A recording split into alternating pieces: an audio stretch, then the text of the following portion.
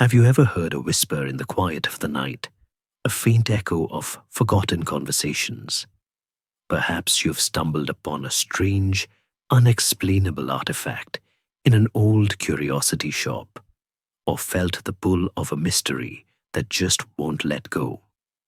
Well, tonight, as you snuggle down, we're going to dive into one of humanity's most persistent and perplexing enigmas, the story of Atlantis. It's a tale that has sparked countless debates, fueled obsessive quests, and tantalized minds for millennia. Is it pure fiction, a cautionary myth, or a faded memory of a once grand civilization lost to the waves? Some say it's all a big misunderstanding, while others swear you can almost hear the ghostly chimes of Atlantean bells ringing from the depths.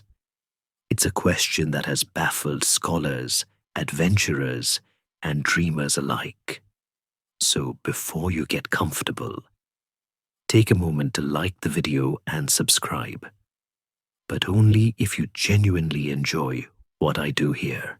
And while you're at it, why not tell us in the comments where you're listening from and what time it is?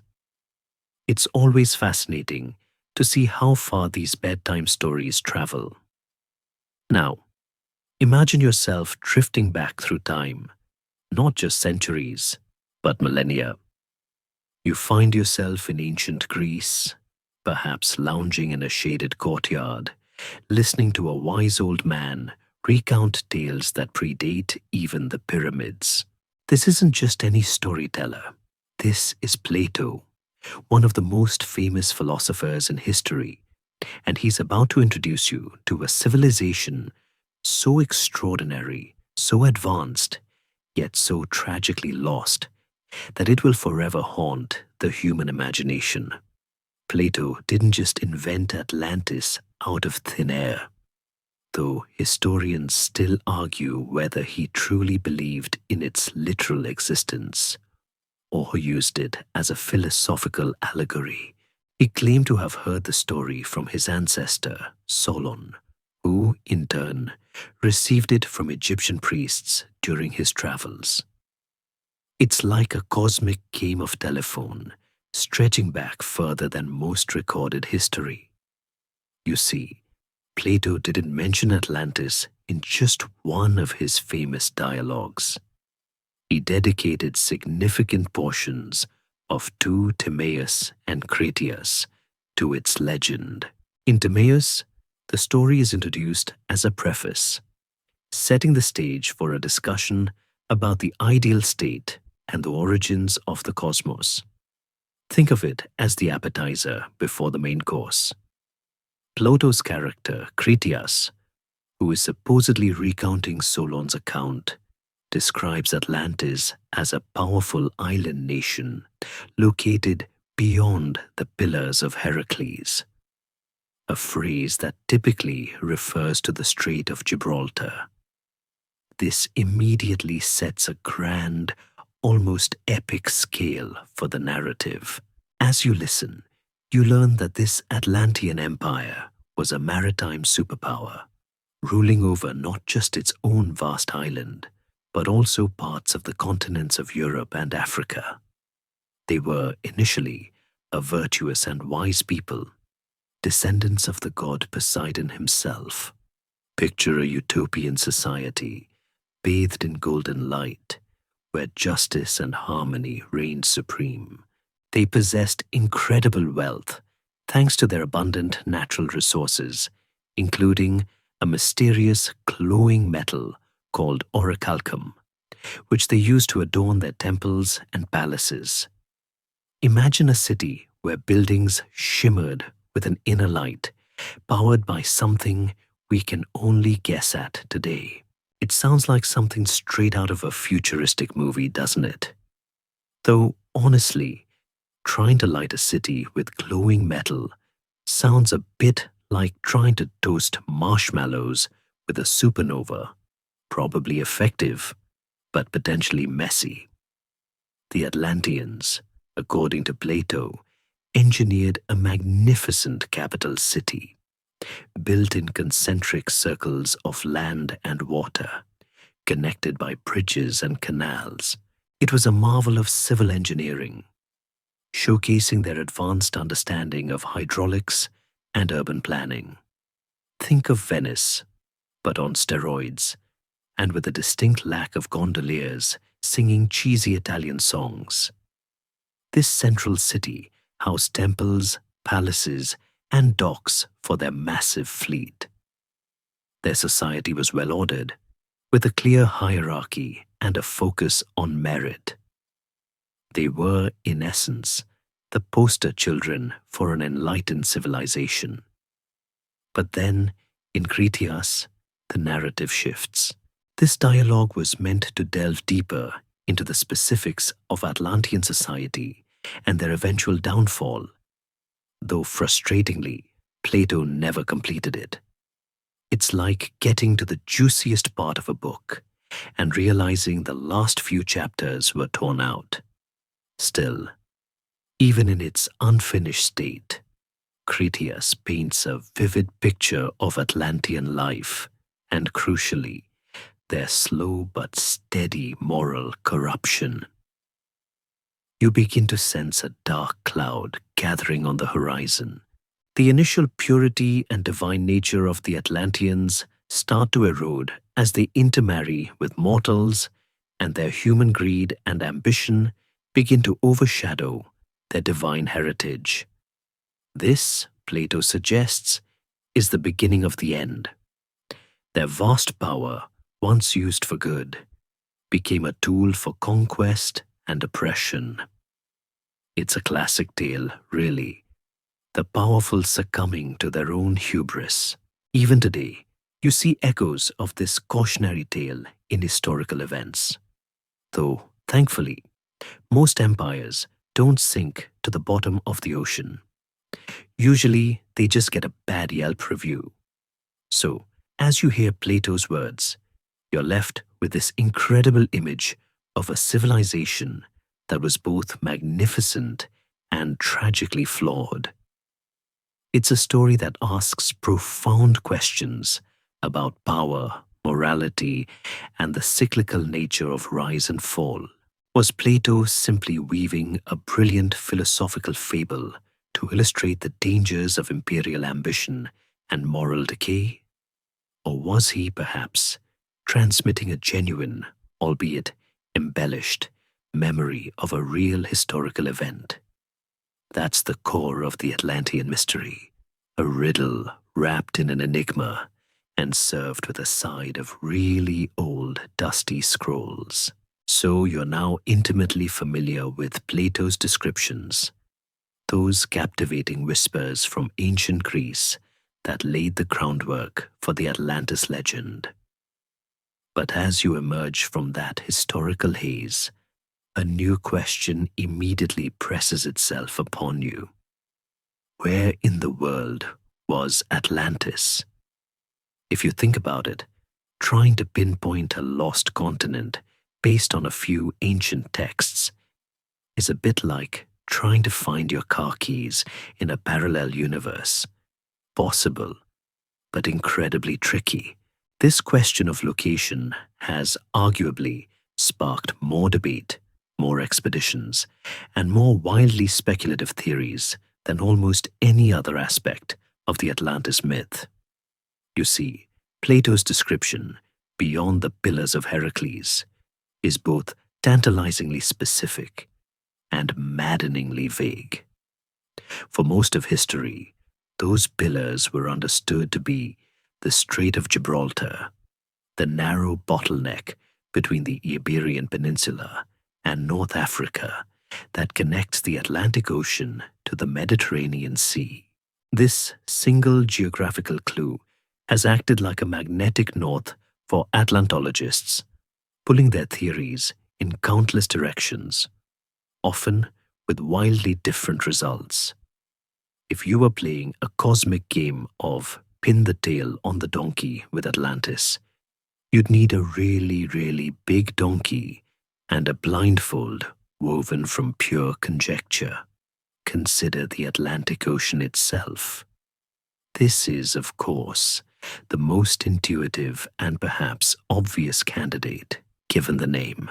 Early theories often placed Atlantis somewhere in the vast expanse of the Atlantic, perhaps in the mid-Atlantic ridge, or even as a submerged landmass near the Azores or the Canary Islands. Imagine an ancient continent, now lying silent beneath miles of crushing ocean, its once proud cities slowly being reclaimed by the deep. It's a romantic notion, isn't it? The kind of place you'd expect to find mermaids lounging on forgotten pillars, casually checking their underwater smartwatches. But the Atlantic isn't the only contender. Far from it. Some audacious researchers have dragged Atlantis into the Mediterranean Sea. One particularly popular theory places it on the volcanic island of Santorini, ancient Thera, in the Aegean Sea. Around 1600 BCE, Thera experienced one of the largest volcanic eruptions in human history, an event so cataclysmic it would have caused massive tsunamis and potentially devastated surrounding civilizations. If you've ever seen a picture of Santorini's caldera, you can almost feel the explosive power that once ripped it apart. This theory gained traction because of the sudden and destructive nature of the eruption, which seemed to mirror Plato's account of Atlantis being swallowed by the sea in a single dreadful day and night. Plus, there are some pretty impressive Minoan ruins on the island, hinting at a sophisticated culture that existed there. However, a mainstream historical fact is that the Minoan civilization, while advanced, was not a global maritime empire of the scale Plato described. Historians still argue whether the Thera eruption could account for all the elements of the Atlantis narrative, particularly the sheer size and imperial reach attributed to it. Then there are the truly out there suggestions, the ones that make you raise an eyebrow and perhaps check if the speaker has had enough coffee. We are talking about locations as diverse as Ireland, the Caribbean, Antarctica. Yes, seriously, Antarctica, sometimes linked to theories of a pre-Ice Age civilization, and even various spots in South America, such as the Altiplano in Bolivia. Some have pointed to the Risha structure in Mauritania, a huge circular geological formation that, from above, eerily resembles the concentric circles Plato described for Atlantis' capital.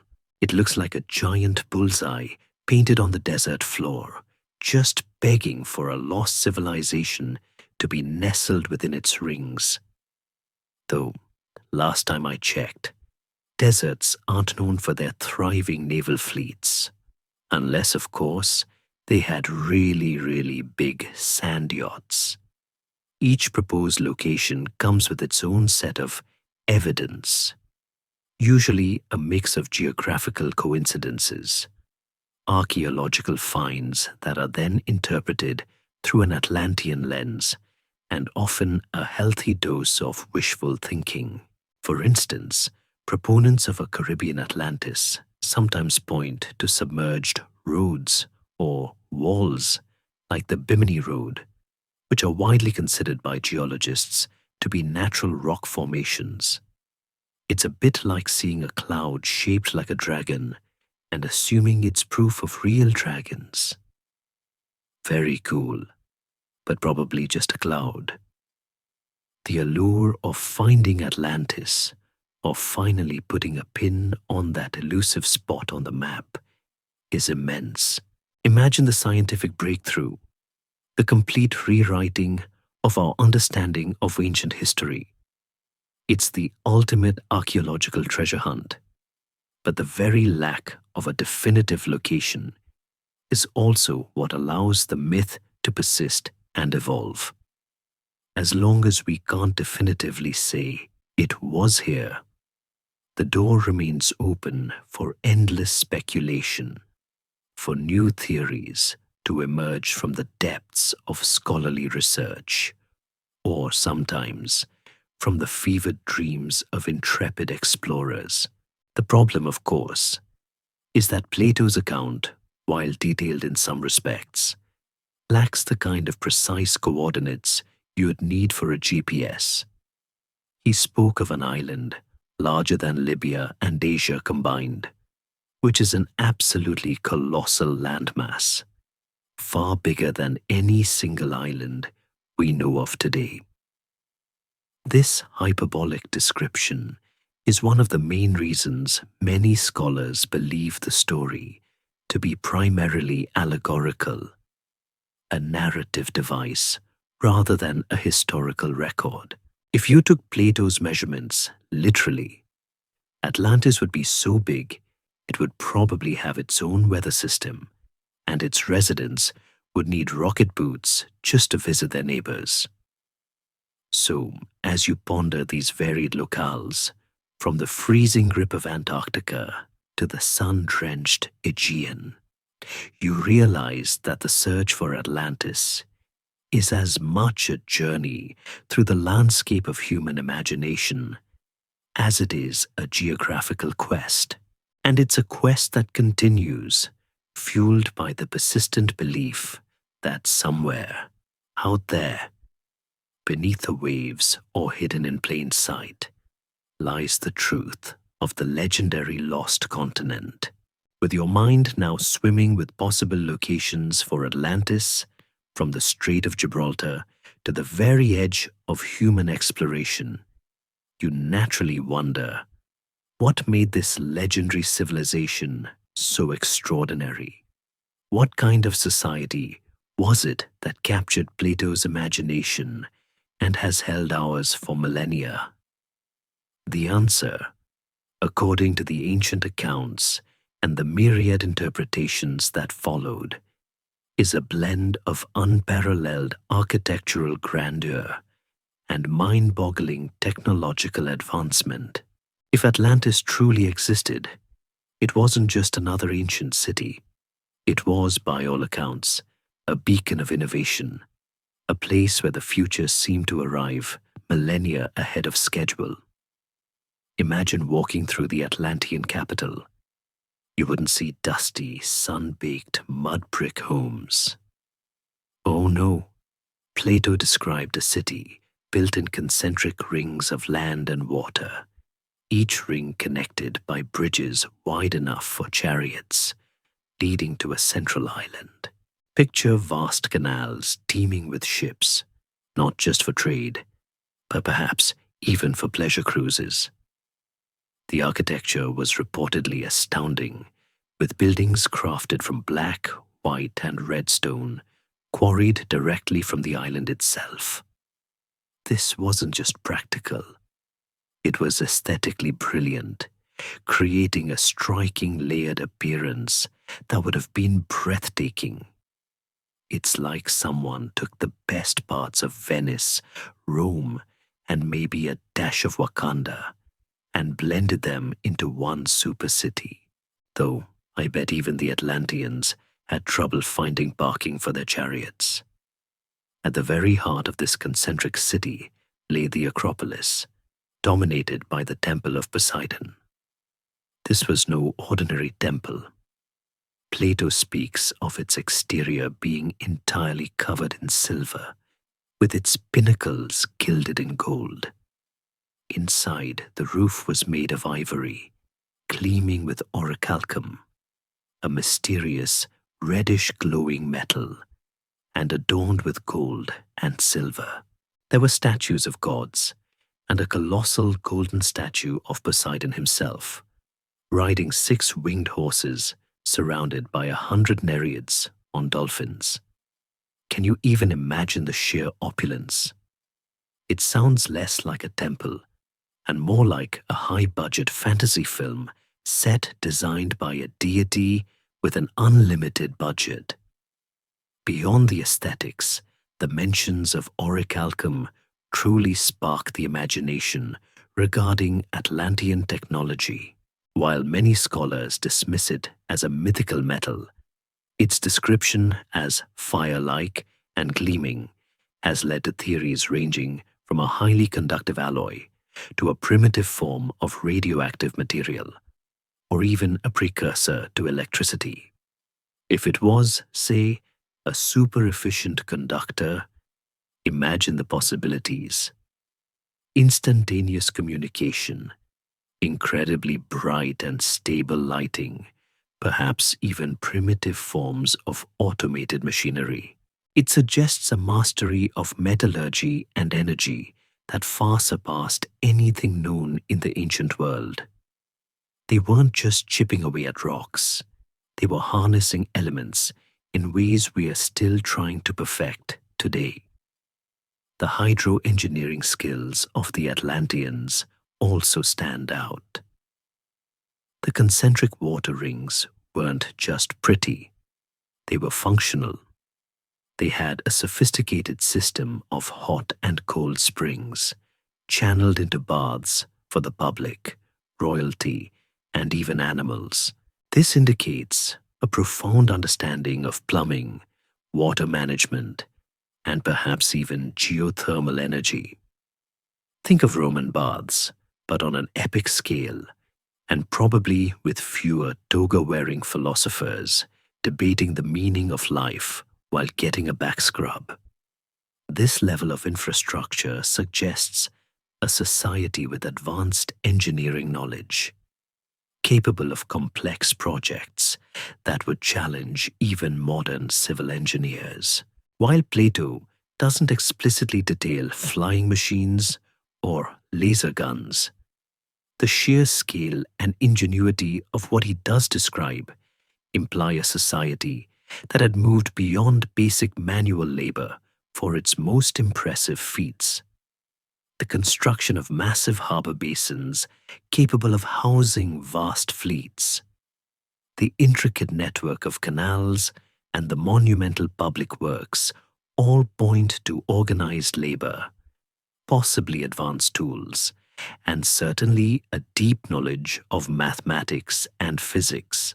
Some interpretations even suggest the Atlanteans had a form of weather control or seismic damping technology, allowing them to mitigate natural disasters, a theory often invoked to explain why such an advanced civilization could have been wiped out by a single cataclysm, if not for its suddenness or overwhelming force. However, a mainstream historical fact is that even the most advanced ancient civilizations we do know about, like the Egyptians with their pyramids or the Romans with their aqueducts, achieved their wonders largely through immense human labor and sophisticated but mechanically simple tools.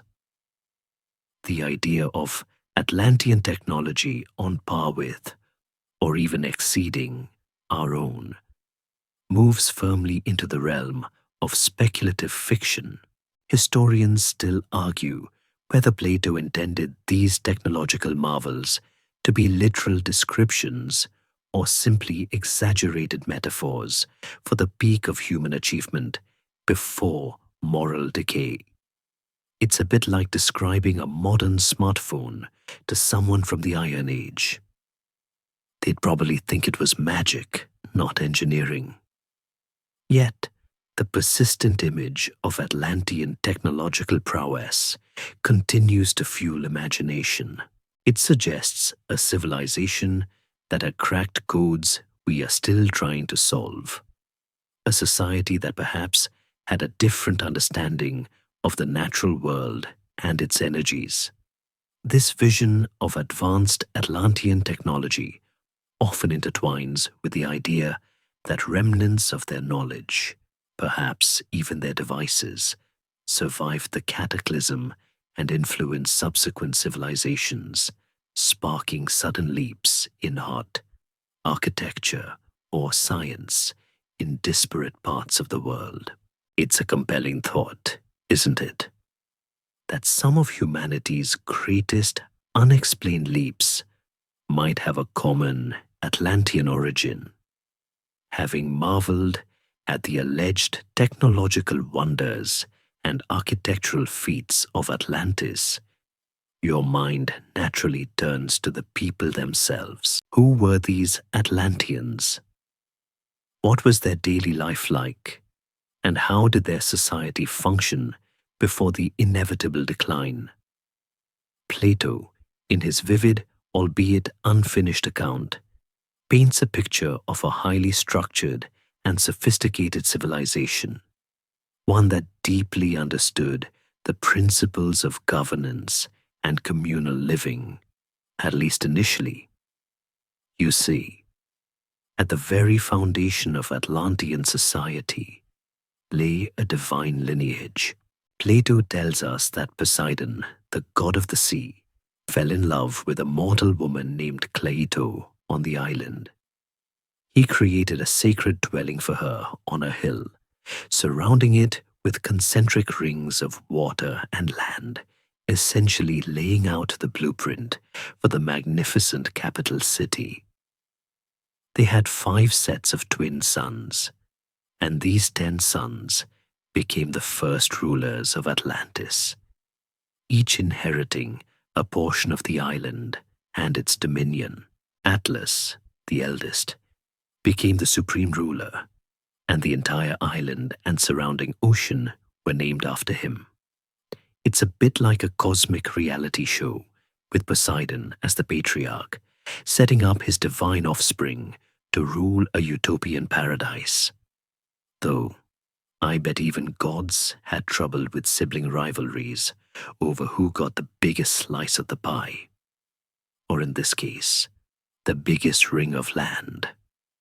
This divine heritage instilled in the early Atlanteans a profound respect for law, justice, and virtue. They lived in harmony, sharing their abundant resources and focusing on spiritual and intellectual pursuits rather than material gain. Their society was structured with a ruling class descended from Poseidon, supported by a population of skilled artisans, farmers, and soldiers.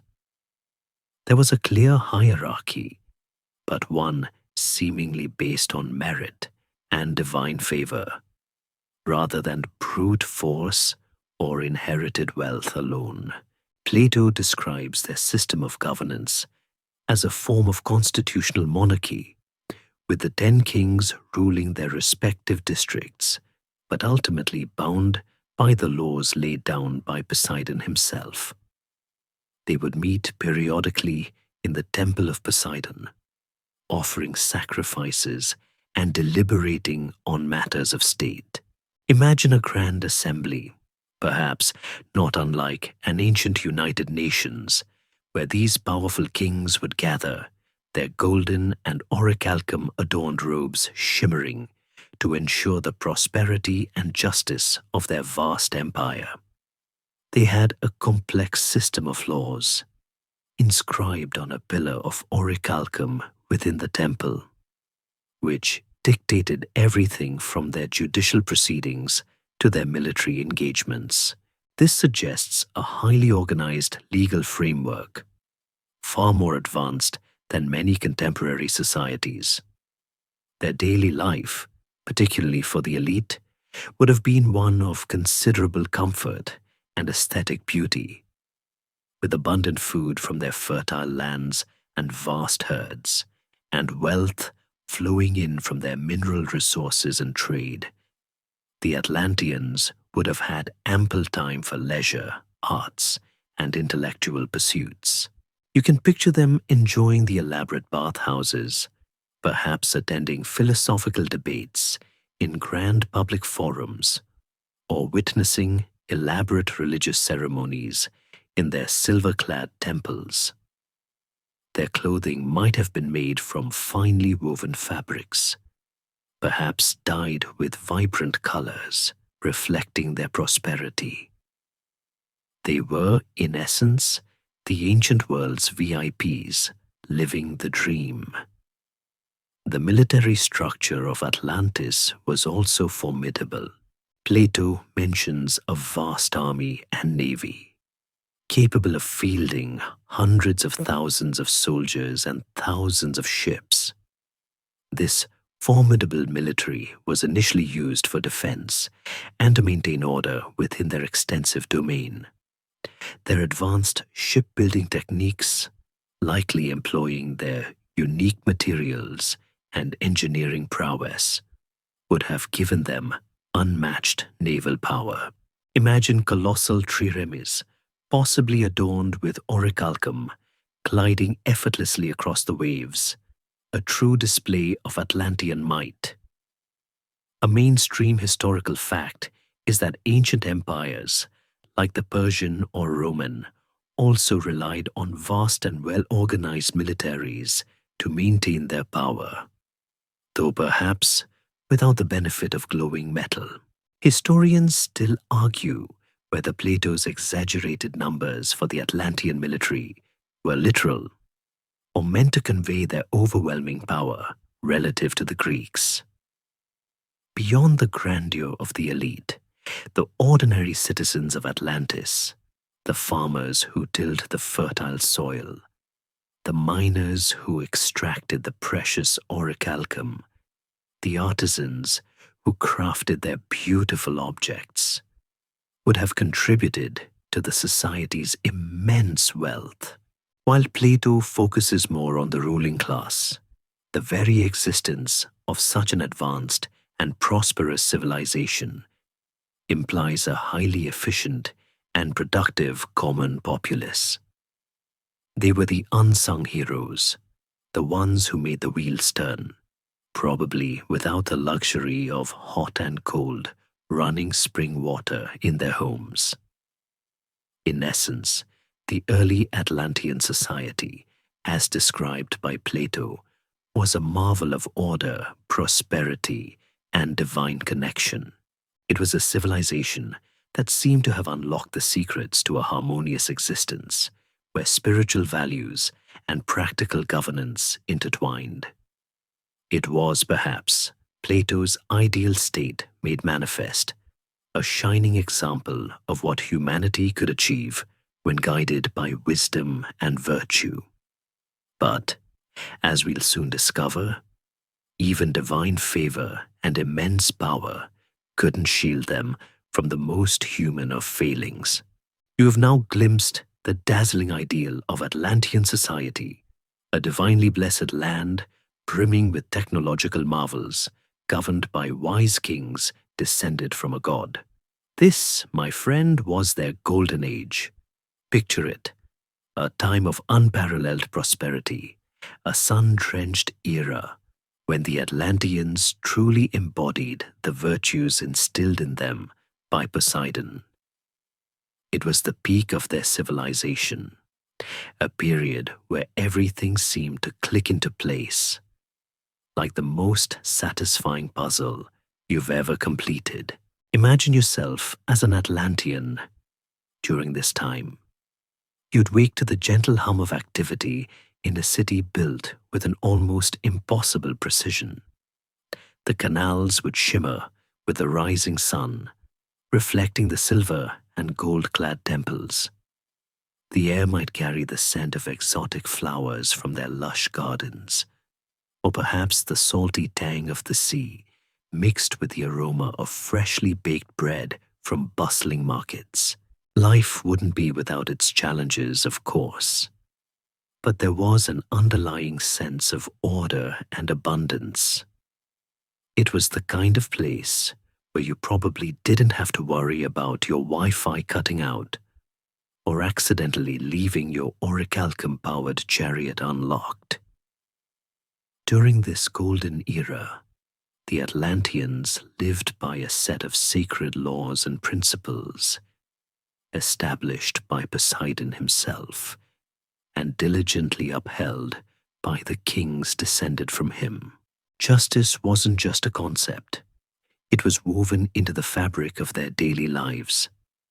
They cultivated not only their land, but also their souls, striving for wisdom and moral excellence.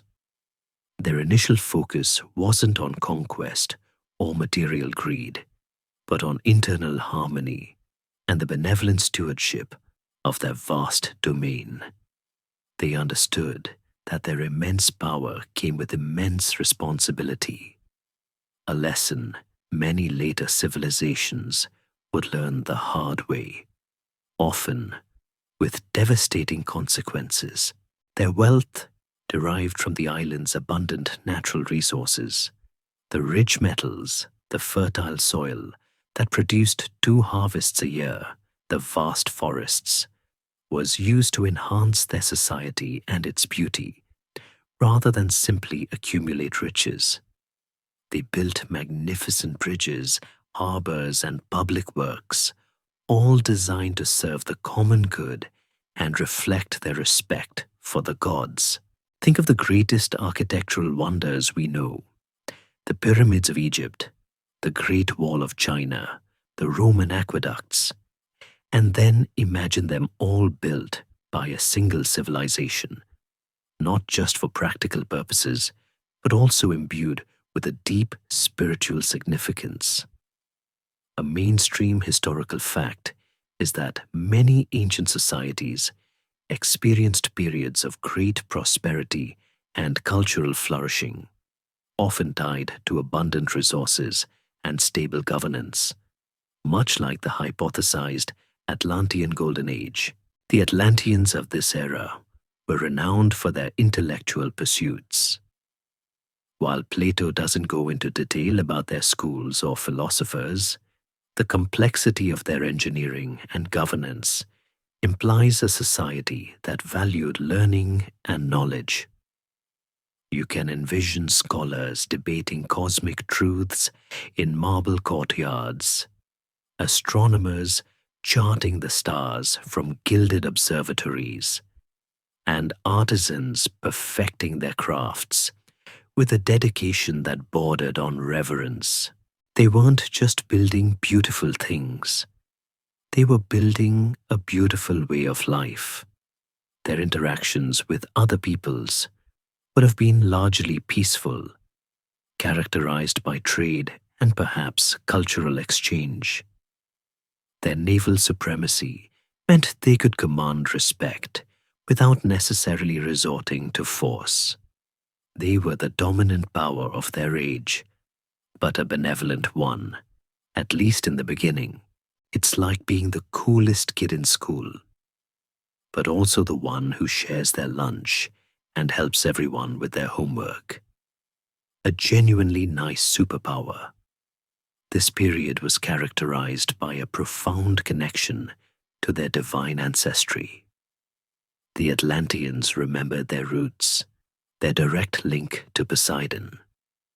This spiritual awareness kept their ambitions in check and fostered a sense of community and shared purpose. They understood that their power was a gift, not a right, and they strove to be worthy of it. Historians still argue whether Plato intended this initial period of virtue to be a reflection of an actual historical era, or purely a literary device to contrast with their later decline. It's the classic narrative arc, the innocent beginnings before things inevitably go sideways. The emphasis on their divine lineage also meant a strong spiritual foundation for their laws and ethics. Decisions were not made lightly. They were guided by ancient precepts and interpreted by the 10 kings, who understood their role as guardians of Poseidon's legacy. This gave their society a deep stability and a moral compass that pointed squarely towards justice and righteousness. It's a rather refreshing thought in a world that often seems to prioritize profit over principles. So, as you rest your head, imagine this radiant era of Atlantis, a civilization at its zenith, basking in divine favor, its people living in harmony, their cities gleaming under a perpetually benevolent sky. It's the picture of perfection, a dream of what humanity could be. But even in this golden light, a tiny shadow, imperceptible at first, was beginning to stretch and grow.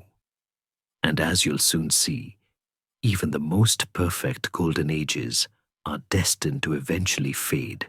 You've just drifted through the shimmering peak of Atlantean civilization, that glorious golden age where virtue and prosperity danced hand in hand. But as you know, even the brightest light casts a shadow, and for Atlantis, that shadow was the slow, insidious creep of moral decay. It wasn't a sudden, dramatic fall, but rather a gradual erosion of their divine nature, like a magnificent statue slowly weathering in the rain.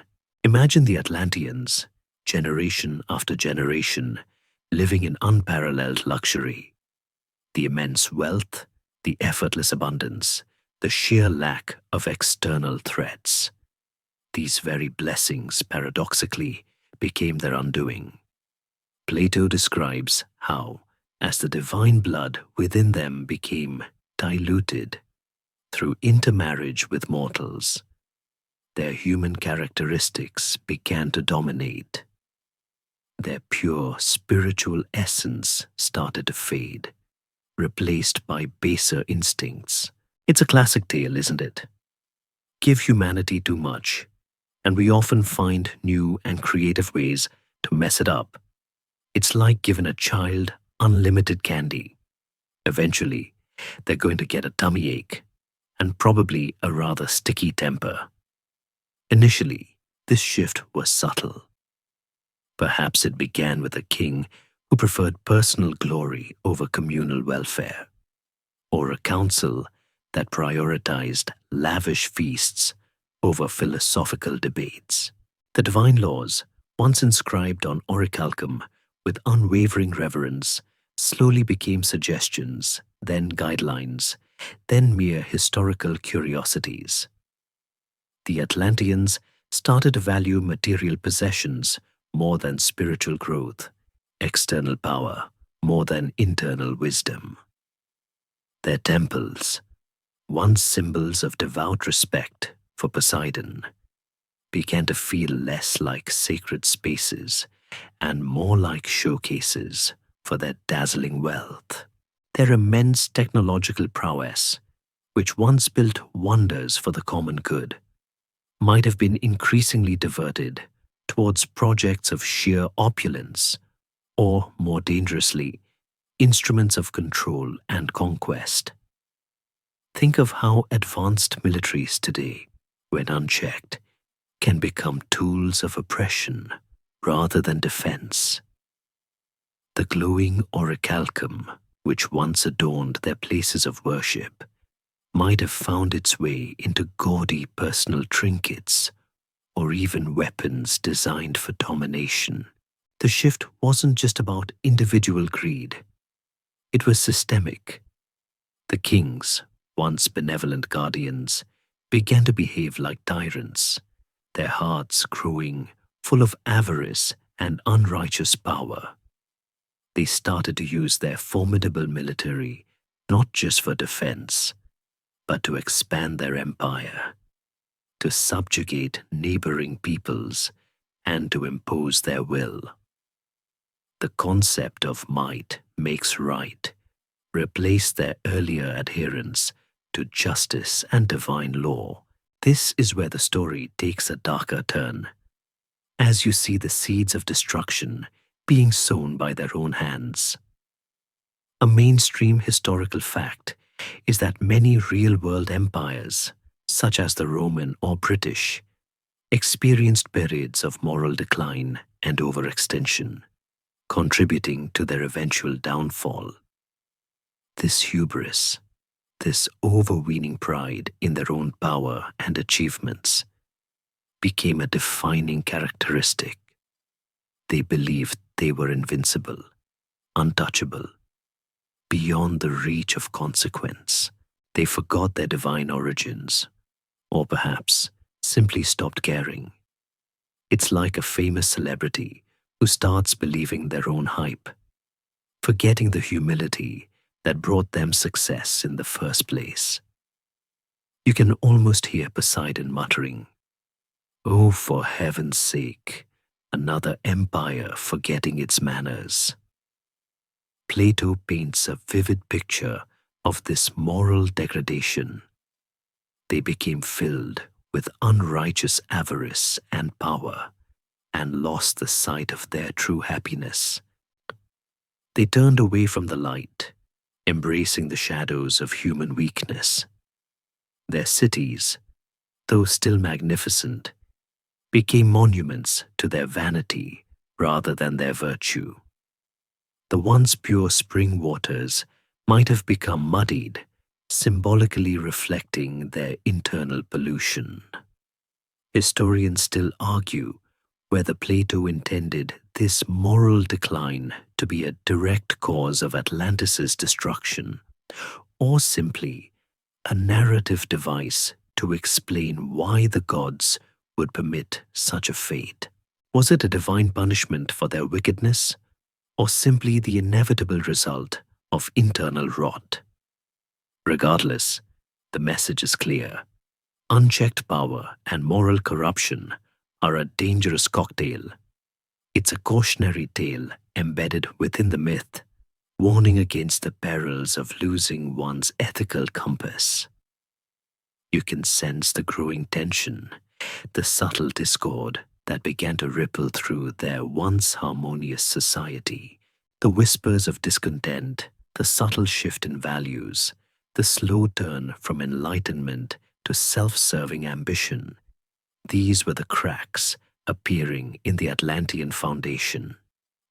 They were accumulating material wealth, but losing something far more precious, their very souls.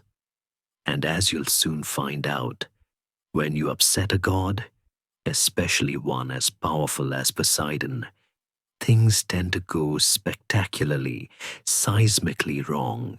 As you now perceive the slow, unsettling descent of Atlantis into moral decay, a growing sense of unease begins to settle over you.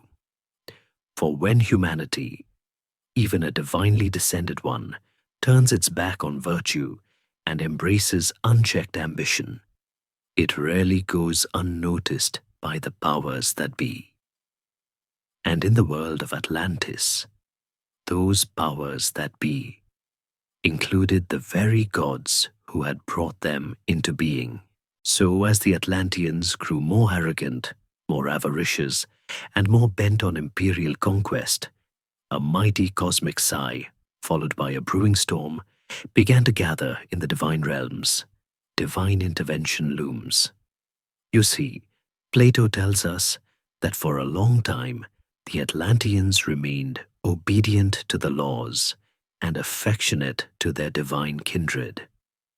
But as their mortal nature gained ascendancy over their divine heritage, they began to display unrighteous avarice and power. This shift didn't just happen in a vacuum. It was noticed. Specifically, it was noticed by the very god who had founded their lineage, Poseidon. Imagine the fatherly disappointment, amplified to a celestial scale. It's like watching your favorite child, the one you've poured all your hopes and dreams into, slowly but surely go off the rails, ignoring all your good advice and getting into trouble. Except when a god gets disappointed, the consequences are usually a bit more dramatic than just a stern talking to and being grounded from chariot riding. Plato hints at a council of the gods, a sort of divine intervention committee, perhaps located on Mount Olympus itself, where Zeus, the king of the gods, presides. This council, observing the increasingly corrupt and expansionist behavior of the Atlanteans, deliberated on their fate. The primary concern was the Atlanteans' growing hubris and their attempts to subjugate other nations, particularly the Proto-Athenians, Plato's idealized ancient Greeks. This wasn't just about internal moral failing. It was about the Atlanteans disrupting the cosmic order and threatening the balance of power on Earth. They were essentially becoming celestial bullies. The particular focus on Zeus is significant. As the god of justice and order, Zeus would not tolerate such rampant unrighteousness indefinitely. His patience, much like a parent's with an unruly teenager, would eventually wear thin. Plato states that Zeus, perceiving that the race of the Atlanteans was in a most wretched state, decided to punish them.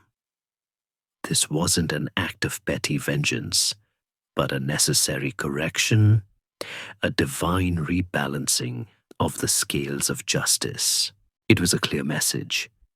There are consequences for arrogance, even for those who claim divine ancestry. The idea of divine retribution for human wickedness is a mainstream historical fact found in countless ancient myths and religious texts across diverse cultures. Think of the biblical flood narrative or the numerous tales of gods punishing cities for their sins in Greek mythology. Historians still argue whether Plato intended this divine punishment to be a literal event or a symbolic representation of natural forces reacting to human imbalance, a kind of cosmic karma. Regardless, the narrative serves as a powerful moral lesson. It's a reminder that even if you're living in a city made of glowing metal, you can't escape accountability for your actions.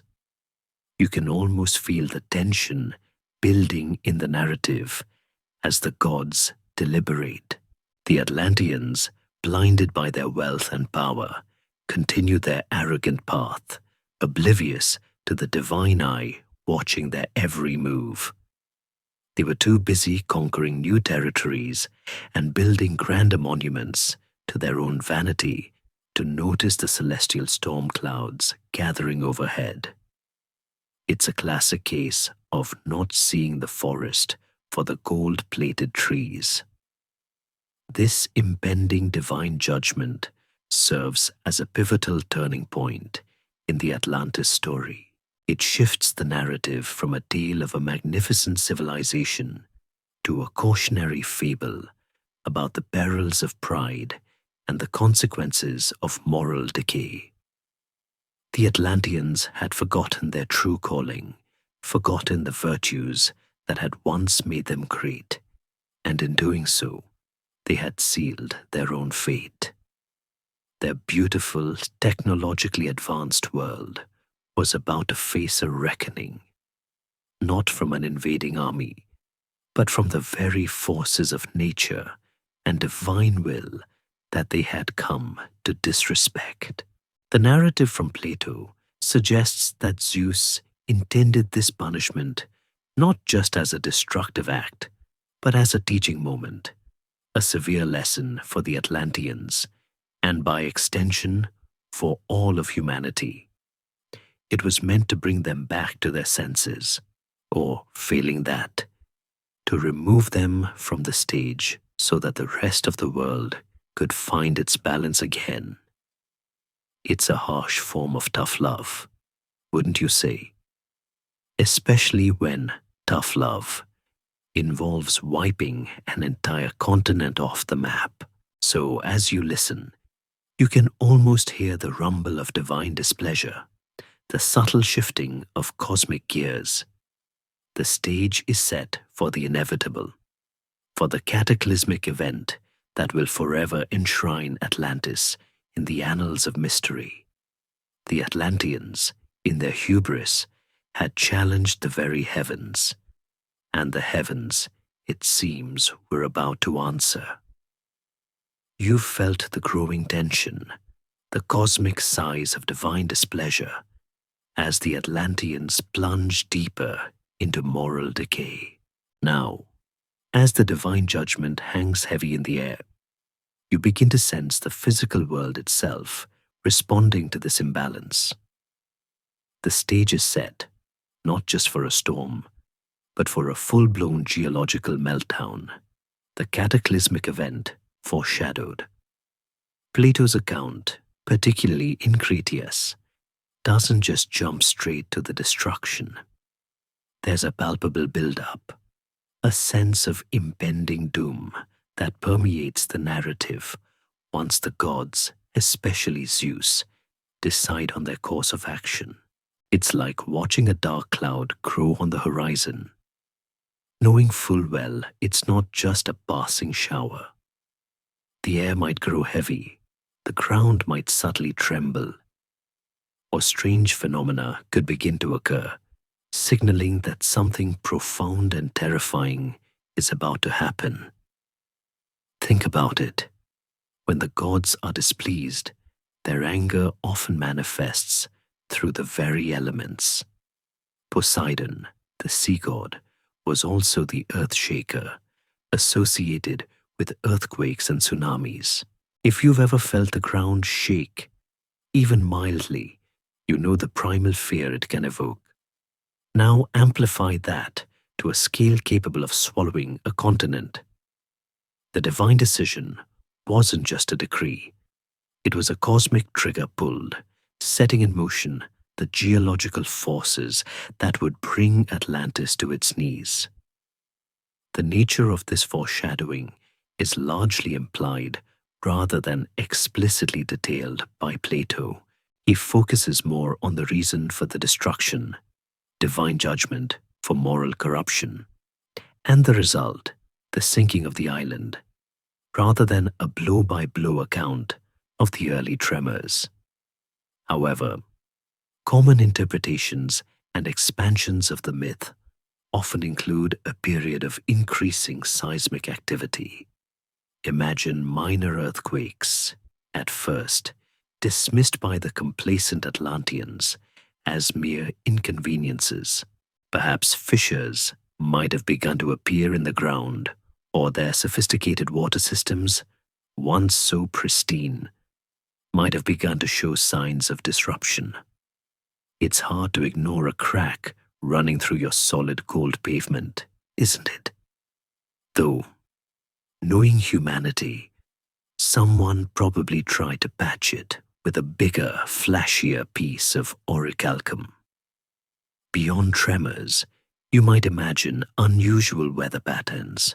Perhaps the skies grew ominously dark, or the seas, usually so docile under Atlantean command, became increasingly tempestuous, with rogue waves crashing against their once impenetrable harbors.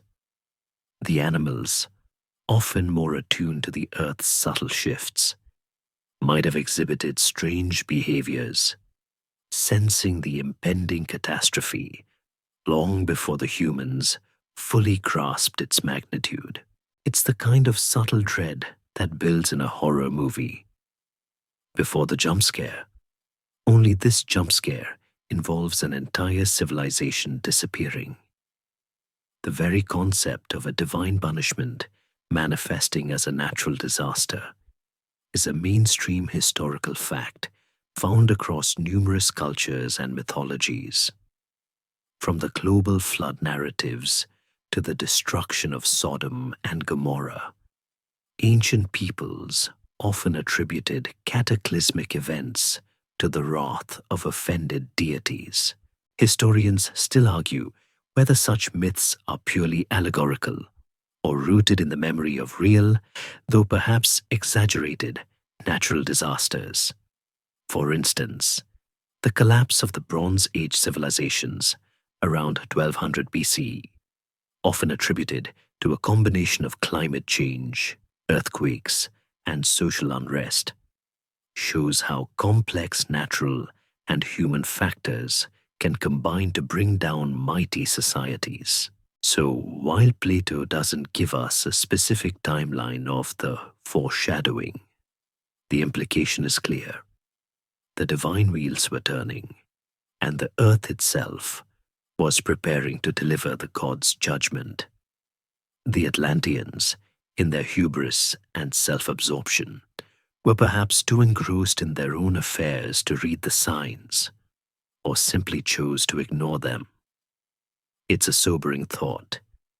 Even with all their advanced technology and understanding of nature, they failed to heed the most fundamental warnings. They were too busy admiring their reflection in polished orichalcum to notice the ground literally falling out from under them. The stage is now set. The moral decay has reached its zenith. The divine patience has run out, and the very ground beneath Atlantis is beginning to groan in anticipation. You can almost feel the vibrations through your bed, a distant rumble that grows steadily louder. The golden age has ended, the shadows have lengthened, and the final devastating act is about to commence. It will be, as Plato grimly described, one dreadful day and night. The air crackles with an ominous energy now, a palpable stillness before the storm. You felt the subtle tremors, sensed the divine displeasure, and now, without warning, the world as the Atlanteans knew it is about to come to a shattering cataclysmic end. This, my friend, is the day the earth moved. Plato's description of Atlantis's final moments is chillingly concise, yet utterly devastating. It was swallowed by the sea in a single dreadful day and night. Imagine that. Not a slow, creeping erosion, not a gradual subsidence, but an immediate, violent obliteration. It's the kind of thing that sends shivers down your spine, even now, thousands of years later. One moment, a gleaming, advanced civilization. The next, nothing but churning waves. It's like someone hit the cosmic delete button, and there was no undo option. You're there, standing on the edge of the capital city, perhaps looking out at the vast Atlantic. The subtle tremors you might have felt earlier are now escalating into violent, ground-rending quakes. The very earth beneath your feet bucks and heaves like a wild beast. Buildings, even those massive structures of black, white, and red stone, groan and crack, fissures appearing in their polished surfaces. Orichalcum, once gleaming with an internal light, might now glow erratically, then plunge into darkness as power systems fail. The ground splits open, swallowing streets and homes whole. Imagine the terrifying roars of the earth as it rips itself apart, the screams of a populace caught utterly unprepared, despite any faint warnings. The sophisticated hydraulic systems that channeled hot and cold springs, once Atlantean triumphs, now rupture, sending torrents of water erupting from the ground, adding to the chaos. But the real terror comes from the sea. As the landmass shifts and sinks, massive tsunamis are unleashed, colossal walls of water rising from the ocean depths. These aren't just big waves. They are monstrous liquid mountains, sweeping over the land with unimaginable force. The Atlantean navy, once the pride of their empire, becomes utterly insignificant, their grand ships splintered like matchsticks against the relentless onslaught. Imagine trying to outrun a wall of water taller than the tallest temple, moving at the speed of a jet plane. You can't. The concentric circles of the capital, once a symbol of order and ingenuity, now become a death trap as the canals overflow, merge, and consume the land rings. The very waters that once brought prosperity now bring destruction. The glorious temple of Poseidon, covered in silver and gold, crumbles and is dragged down, its golden statue of the sea god perhaps sinking first, a grim irony. A mainstream historical fact is that catastrophic geological events, such as massive volcanic eruptions and the tsunamis they generate can dramatically alter landscapes and destroy entire settlements in a very short period. For instance, the eruption of Krakatoa in 1883 caused tsunamis that killed tens of thousands and reshaped the surrounding islands. Historians still argue whether Plato's account is a mythological amplification of such a real-world event or purely a work of philosophical fiction. It's truly difficult to imagine a civilization of that scale vanishing so completely, so quickly. Unless, of course, they had really bad insurance policies that didn't cover acts of divine wrath. The night part of Plato's description suggests more than just the passage of time. It implies a descent into darkness, perhaps due to volcanic ash blotting out the sun, or simply the overwhelming despair of an entire continent vanishing into the abyss. The fires ignited by the quakes would mingle with the water, steam rising in chaotic plumes, and the very air would be thick with dust and the acrid smell of destruction. This wasn't just a city sinking. It was an entire island continent. The scale of the catastrophe is almost unimaginable. The land itself, once stable and fertile, fragmented and subsided, pulled down into the depths of the ocean. The geological forces at play would have been immense, perhaps involving a massive fault line rupture or a cataclysmic collapse of a volcanic caldera that led to the island's submersion. And then silence. A vast, echoing silence, broken only by the lapping of waves over what was once a vibrant, bustling civilization. The sea, Poseidon's realm, had reclaimed what it had once helped create, burying Atlantis forever beneath its surface. The very location of the island, beyond the Pillars of Heracles, was now marked by impassable mudshoals, a lasting testament to its disappearance, and a warning to any who might try to sail over its watery grave. It's a rather effective do not disturb sign, wouldn't you say? So as you picture this dreadful day and night, you realize the immense power of nature and perhaps of divine will. The glittering spires, the advanced technology, the powerful empire, all reduced to rubble and swallowed by the indifferent sea. Atlantis, the magnificent, was gone, leaving behind only whispers and the most enduring of mysteries. Continues section 11. You've just considered the tantalizing possibility of Atlantean survivors spreading their knowledge like scattered seeds across the ancient world. Now, let's widen our gaze even further, beyond direct physical influence, and delve into the deep, murky waters of human storytelling. You'll find that the legend of Atlantis doesn't exist in a vacuum. It resonates with a multitude of echoes in ancient myths from virtually every corner of the globe. It's almost as if humanity collectively remembers a great loss, a catastrophic event that shaped the dawn of civilization.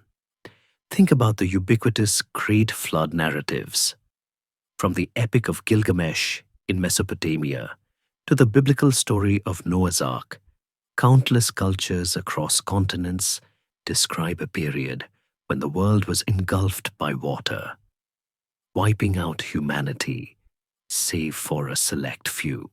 The details vary wildly, of course. The reason for the flood, the chosen survivors, the animals saved, the type of vessel. But the core narrative, a global deluge as divine retribution or a natural cleansing, is strikingly consistent. Is it possible that these disparate myths are all distant, distorted memories of the same cataclysmic event, perhaps the very sinking of Atlantis? It's a question that keeps ethnologists and mythographers up at night, probably trying to decipher ancient texts by flashlight. Consider the Sumerian and Babylonian flood myths, like the story of Utnapishtim in the Epic of Gilgamesh, which predates the biblical account by centuries.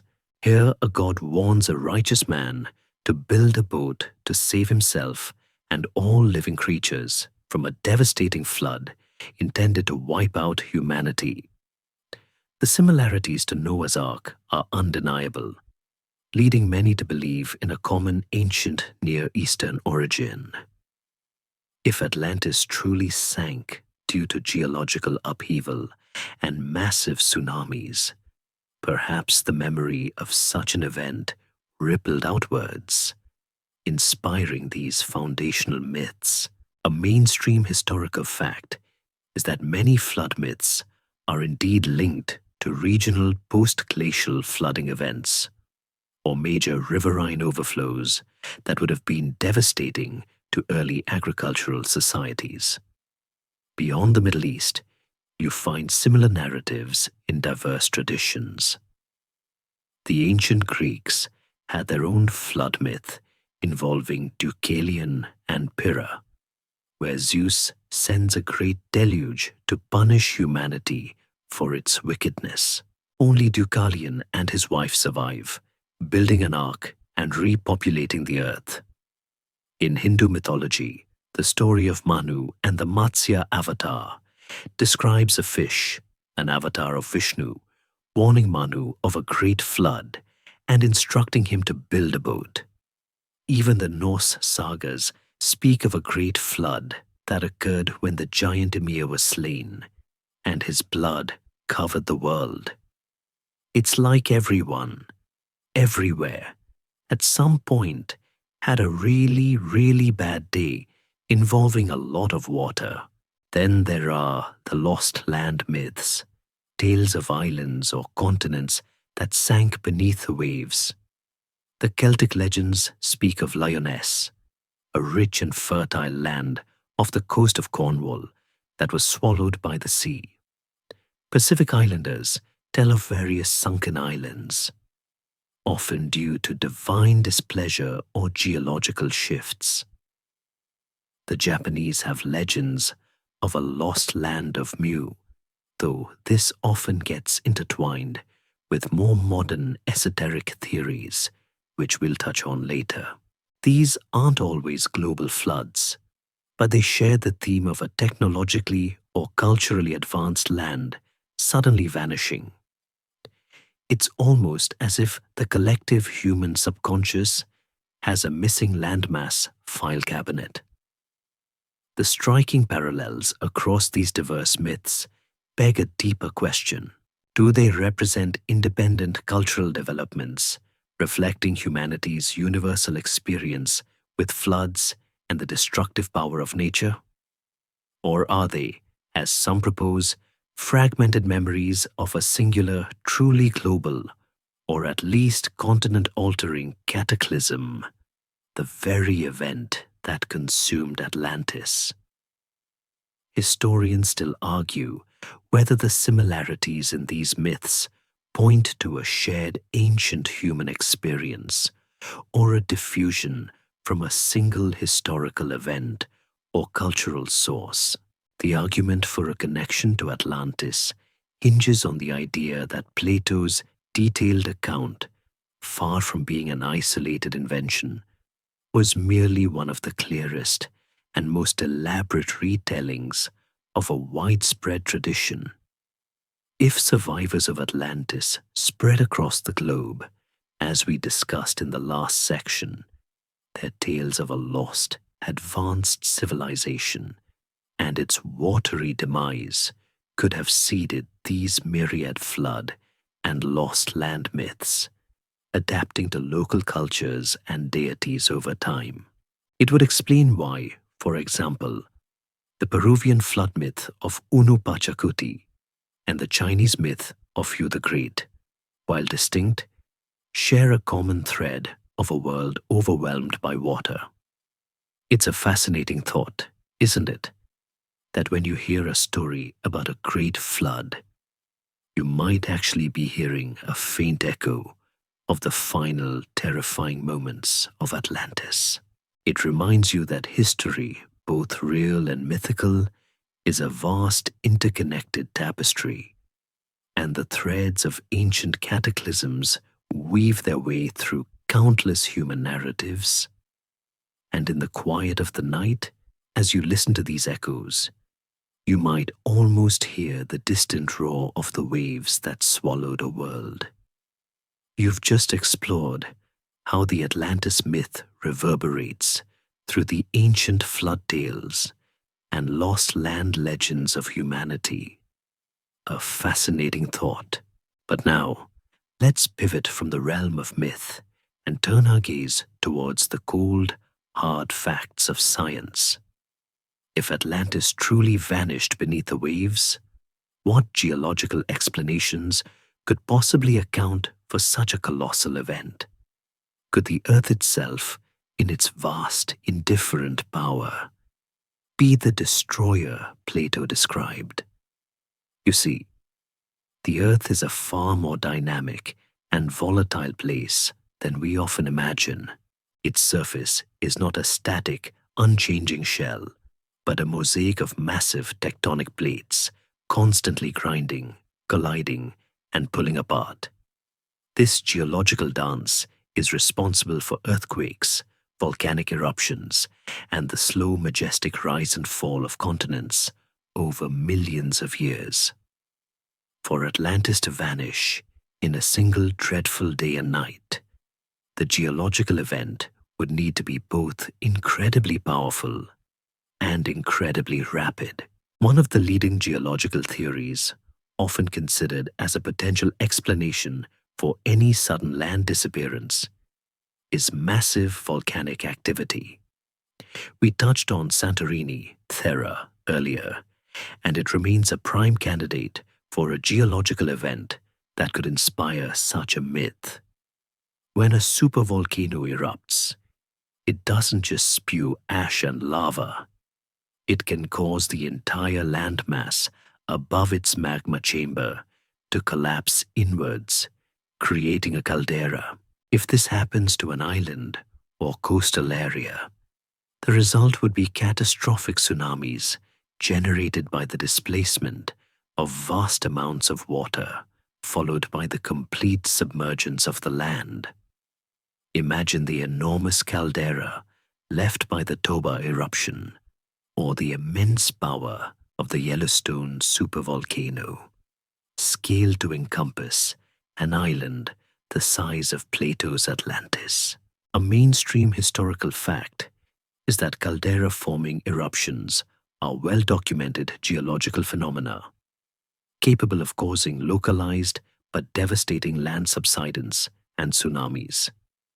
However, historians still argue whether the scale of the Thera eruption, while immense, truly matches Plato's description of an island larger than Libya and Asia combined. That would require a caldera collapse on a planetary scale, which is simply not supported by the geological record. But perhaps Plato was using hyperbole, or the story evolved over time, exaggerating the scale of a very real but smaller volcanic catastrophe.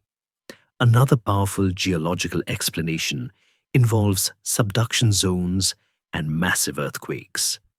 Along subduction zones, one tectonic plate slides beneath another, a process that can lead to incredibly powerful megathrust earthquakes. If such an earthquake were to occur off the coast of a large island or continent, it could cause massive landslides, liquefaction of soil, and crucially, the rapid subsidence of land. Imagine a section of the Earth's crust suddenly dropping several hundred feet or even miles, dragging a populated landmass with it. The resulting tsunamis would be truly biblical in scale, engulfing entire coastlines and sweeping across oceans. Some theories also point to the possibility of a catastrophic methane hydrate release.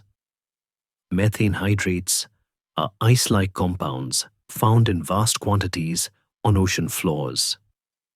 If tectonic activity or rising ocean temperatures destabilize these hydrates, they can rapidly convert into gas, creating enormous underwater explosions and causing large sections of the continental shelf to collapse. This would generate monstrous tsunamis and potentially cause islands or coastal regions to sink. It's a bit like the ocean floor suddenly turning into a gigantic, unstable soda bottle that someone just shook vigorously. Then there's the long-term process of isostatic adjustment or subsidence. Land masses can slowly rise or fall over geological time due to changes in ice sheets, post-glacial rebound, or sediment loading. While this is typically a very slow process, a sudden, rapid acceleration due to an underlying geological instability could, theoretically, cause swift subsidence. However, a speed sufficient to sink an entire continent in a day and night stretches the bounds of known geological processes. The challenge for all these geological theories, when applied to Atlantis, is the sheer scale and suddenness described by Plato. While individual events like volcanic eruptions or earthquakes can be incredibly destructive, a single event capable of submerging an entire continent beyond the Pillars of Heracles without leaving a clear, undeniable geological signature remains elusive. If such an enormous landmass disappeared, the geological evidence, massive fault lines, extensive volcanic fields, or vast underwater plateaus with telltale signs of former dry land, should be unmistakable.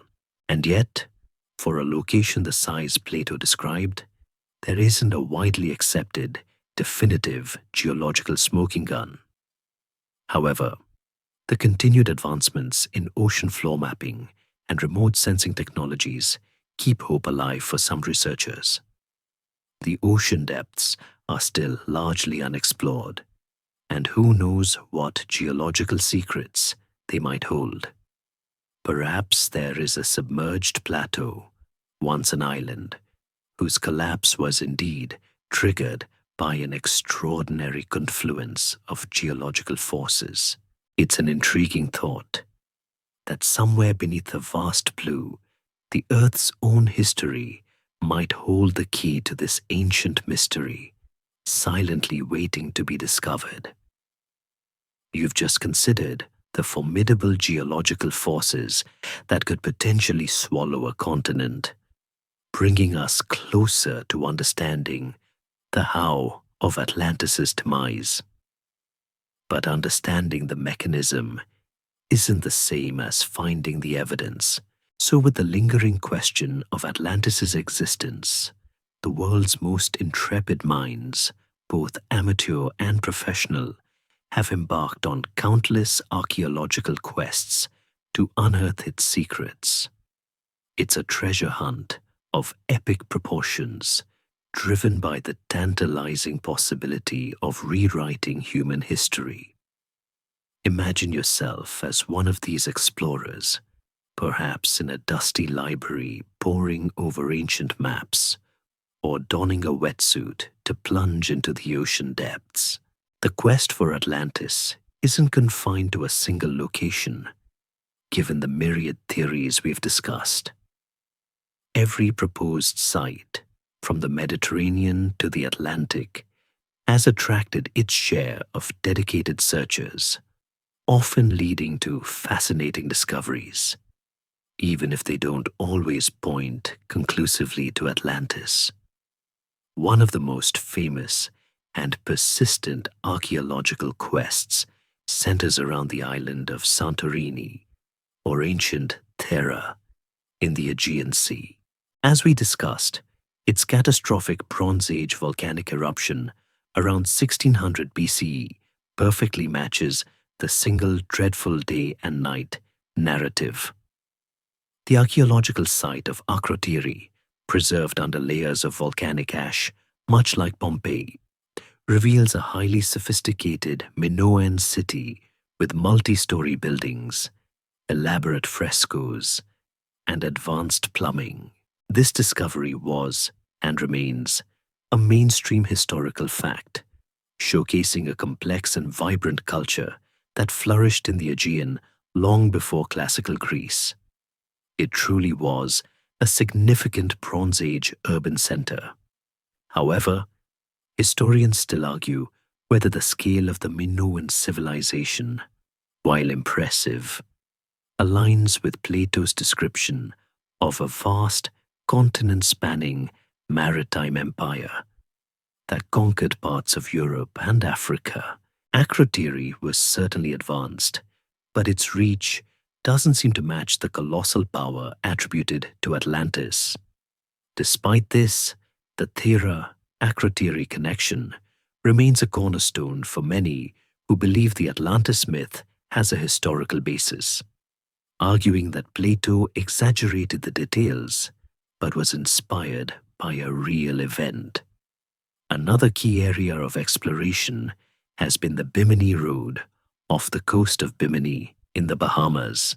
Discovered in 1968, this underwater formation consists of thousands of perfectly aligned limestone blocks stretching for hundreds of meters. To some, it immediately screamed Atlantean Road or Harbor Wall, suggesting submerged ancient architecture. Divers and proponents of a Caribbean Atlantis flocked to the site, convinced they had found definitive proof. The perfectly straight lines and right angles seemed too regular to be natural. However, extensive geological and archaeological studies, which are mainstream scientific facts, have largely concluded that the Bimini Road is a natural geological formation known as beach rock. This occurs when sand and shell fragments are cemented together by calcium carbonate, forming hard, flat slabs that can break into regular, pavement-like patterns through erosion. It's a bit like seeing interesting cloud shapes. They look like something, but they're still just clouds. While it's a fascinating natural wonder, it hasn't held up as definitive proof of submerged ancient cities, much to the disappointment of those hoping for a Caribbean Atlantis. Exploration in the Atlantic Ocean, particularly around the Azores, Canary Islands, and even off the coast of Spain, has also been ongoing. Researchers using sonar and submersible technology have searched for telltale signs of submerged land masses or artificial structures. There have been reports, often unconfirmed, of geometric shapes or unusual formations on the seabed. For example, some have pointed to the Azores Triple Junction, a complex geological area where three tectonic plates meet, suggesting that immense seismic activity here could have caused a significant landmass to sink. But so far, no undeniable evidence of a sunken city or continent has emerged that would satisfy the broader scientific community. The quest isn't just about finding drowned cities. It's also about interpreting anomalous artifacts or historical records. Some researchers delve into ancient texts from cultures all over the world, seeking patterns or clues that might point to a common forgotten origin. Others analyze geological data, looking for evidence of rapid, large-scale land subsidence in specific areas that might align with the beyond the pillars of Heracles description It's a true interdisciplinary pursuit, involving oceanographers, geologists, archaeologists, and even linguists. Despite the passionate efforts and numerous expeditions, no archaeological discovery has definitively proven the existence of Atlantis as described by Plato. The lack of concrete, undeniable evidence often leads mainstream archaeology to categorize Atlantis as a powerful myth or allegory, rather than a lost historical place. It's a tough crowd, the scientific community. They tend to prefer actual ruins over really compelling stories. And perhaps that's for the best. We wouldn't want to accidentally declare someone's ancient backyard a lost continent just because it had a surprisingly well-preserved bird bath. But the search continues. The allure of Atlantis is simply too strong to resist. Every new underwater drone, every deeper submersible, every advanced sonar scan sparks renewed hope. For many, the absence of proof isn't proof of absence, and the possibility, however slim, that a lost civilization lies waiting in the deep continues to drive these tireless quests. You've just seen how archaeological quests, despite their passion, have yet to deliver definitive proof of a drowned Atlantis. But the story of Atlantis isn't solely confined to ancient texts, geological theories, or underwater expeditions.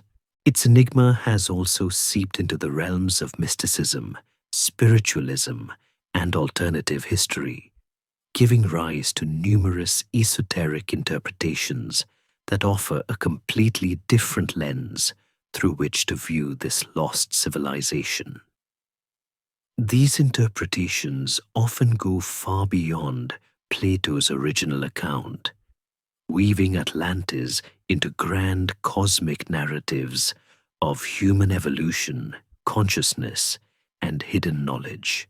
Imagine moving beyond the strictures of conventional history and archaeology into a world where ancient wisdom traditions, psychic readings, and spiritual revelations are taken as valid sources of information. In this realm, Atlantis isn't just a place. It's a profound spiritual concept, a former peak of human consciousness that we are destined to rediscover or reattain. It's like switching from a highly detailed technical manual to a beautifully illustrated but wildly speculative fantasy novel. One of the most influential figures in the esoteric interpretation of Atlantis was Helena Blavatsky, a co-founder of Theosophy in the late 19th century. Blavatsky, through her concept of root races, proposed that humanity evolves through distinct stages, with the Atlanteans being the fourth root race, preceding our current Aryan fifth root race. She described them as possessing incredible psychic abilities, telepathy, and a deep understanding of cosmic energies. According to her, the Atlanteans eventually misused these powers for selfish ends, leading to their cataclysmic destruction. This echoes Plato's moral decay theme, but amplifies it to a spiritual karmic level. It's a bit like giving a super advanced species access to universal energy, only for them to turn it into a giant mind-controlled pizza oven. Building on Blavatsky's ideas, another prominent figure, Edgar Cayce, often called the Sleeping Prophet, offered incredibly detailed psychic readings about Atlantis in the early to mid-20th century. Cayce's readings described Atlantis as a technologically advanced civilization that used a powerful crystal, the Firestone or Great Crystal, as an energy source, capable of generating power, levitation, and even interdimensional travel.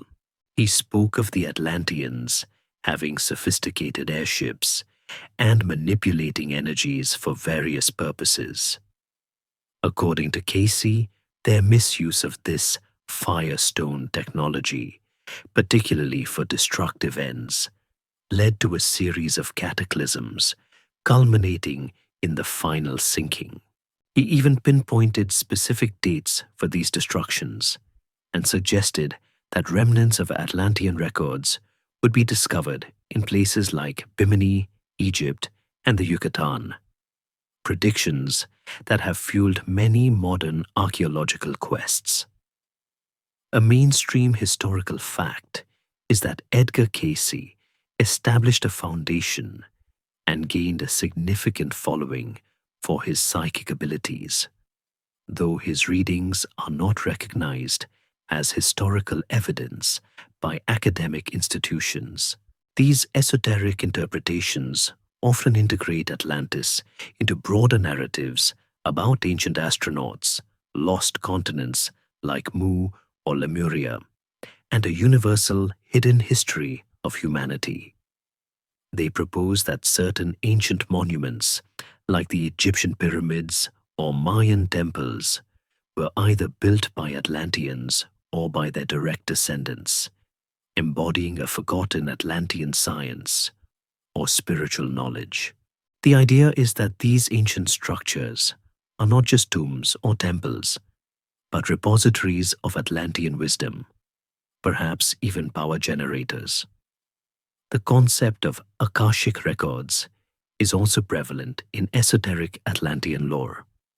These are thought to be a universal library of all knowledge, past, present, and future, encoded in a non-physical plane of existence. Through psychic access to these records, individuals claim to have remembered their past lives in Atlantis or gained insights into its technologies and spiritual practices. It's like having a cosmic Wikipedia, but instead of typing in queries, you just feel them. For those who adhere to these interpretations, Atlantis is more than just a historical place.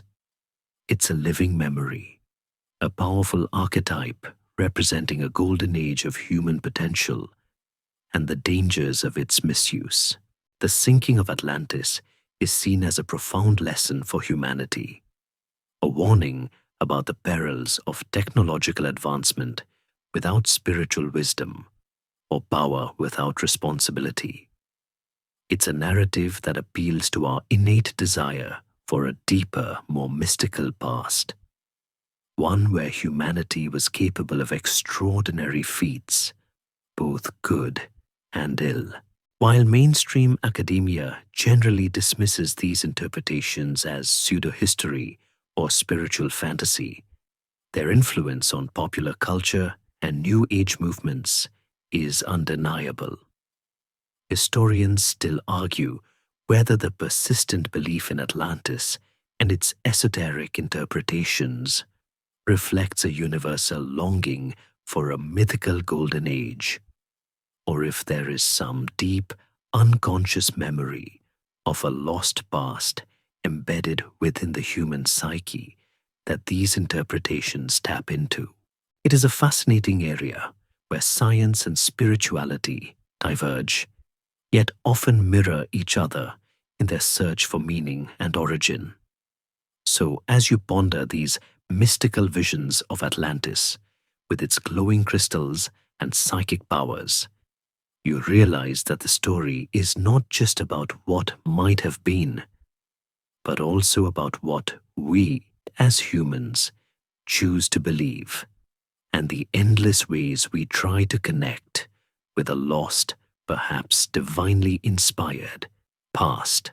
You've just taken a fascinating detour into the esoteric interpretations of Atlantis, where crystals glow and psychic powers abound. Now, let's bring our journey back to a more familiar landscape, one where the whispers of Atlantis are not found in ancient scrolls or psychic readings, but on the silver screen, in the pages of novels, and across countless digital platforms. You'll find that the legend of Atlantis has profoundly shaped and permeated Atlantis in pop culture, becoming an enduring archetype in modern storytelling. Think about the sheer volume of movies, books, video games, and even comic books that feature Atlantis. It's truly astounding. The myth has proven to be incredibly fertile ground for creative minds, offering a perfect blend of mystery, lost technology, and a cautionary tale. It allows storytellers to explore themes of utopian societies, advanced civilizations, catastrophic destruction, and the enduring human quest for discovery. It's the kind of story that just begs for a Hollywood blockbuster, complete with impressive CGI and a brooding hero. One of the earliest and most iconic cinematic portrayals was the 1961 film Atlantis, The Lost Continent, which, true to the era, featured giant, mind-controlled sea monsters and a rather villainous Atlantean king. Fast forward to the 21st century, and Disney's animated film Atlantis, The Lost Empire, 2001, offered a visually stunning interpretation, complete with a unique language, advanced crystal technology, and a more benevolent, indigenous Atlantean population. It took the classic myth and gave it a vibrant, adventurous twist, proving that even a lost continent can have a surprisingly cheerful soundtrack. In literature, the references are countless. Jules Verne's 20,000 Leagues Under the Seas, 1870, sees Captain Nemo and the Nautilus crew discover the ruins of Atlantis beneath the ocean, a poignant and evocative scene that cemented its place in adventure fiction. H.P. Lovecraft, the master of cosmic horror, hinted at Atlantean ruins and dark, antediluvian knowledge in his Cthulhu mythos, giving Atlantis a chilling elder god twist.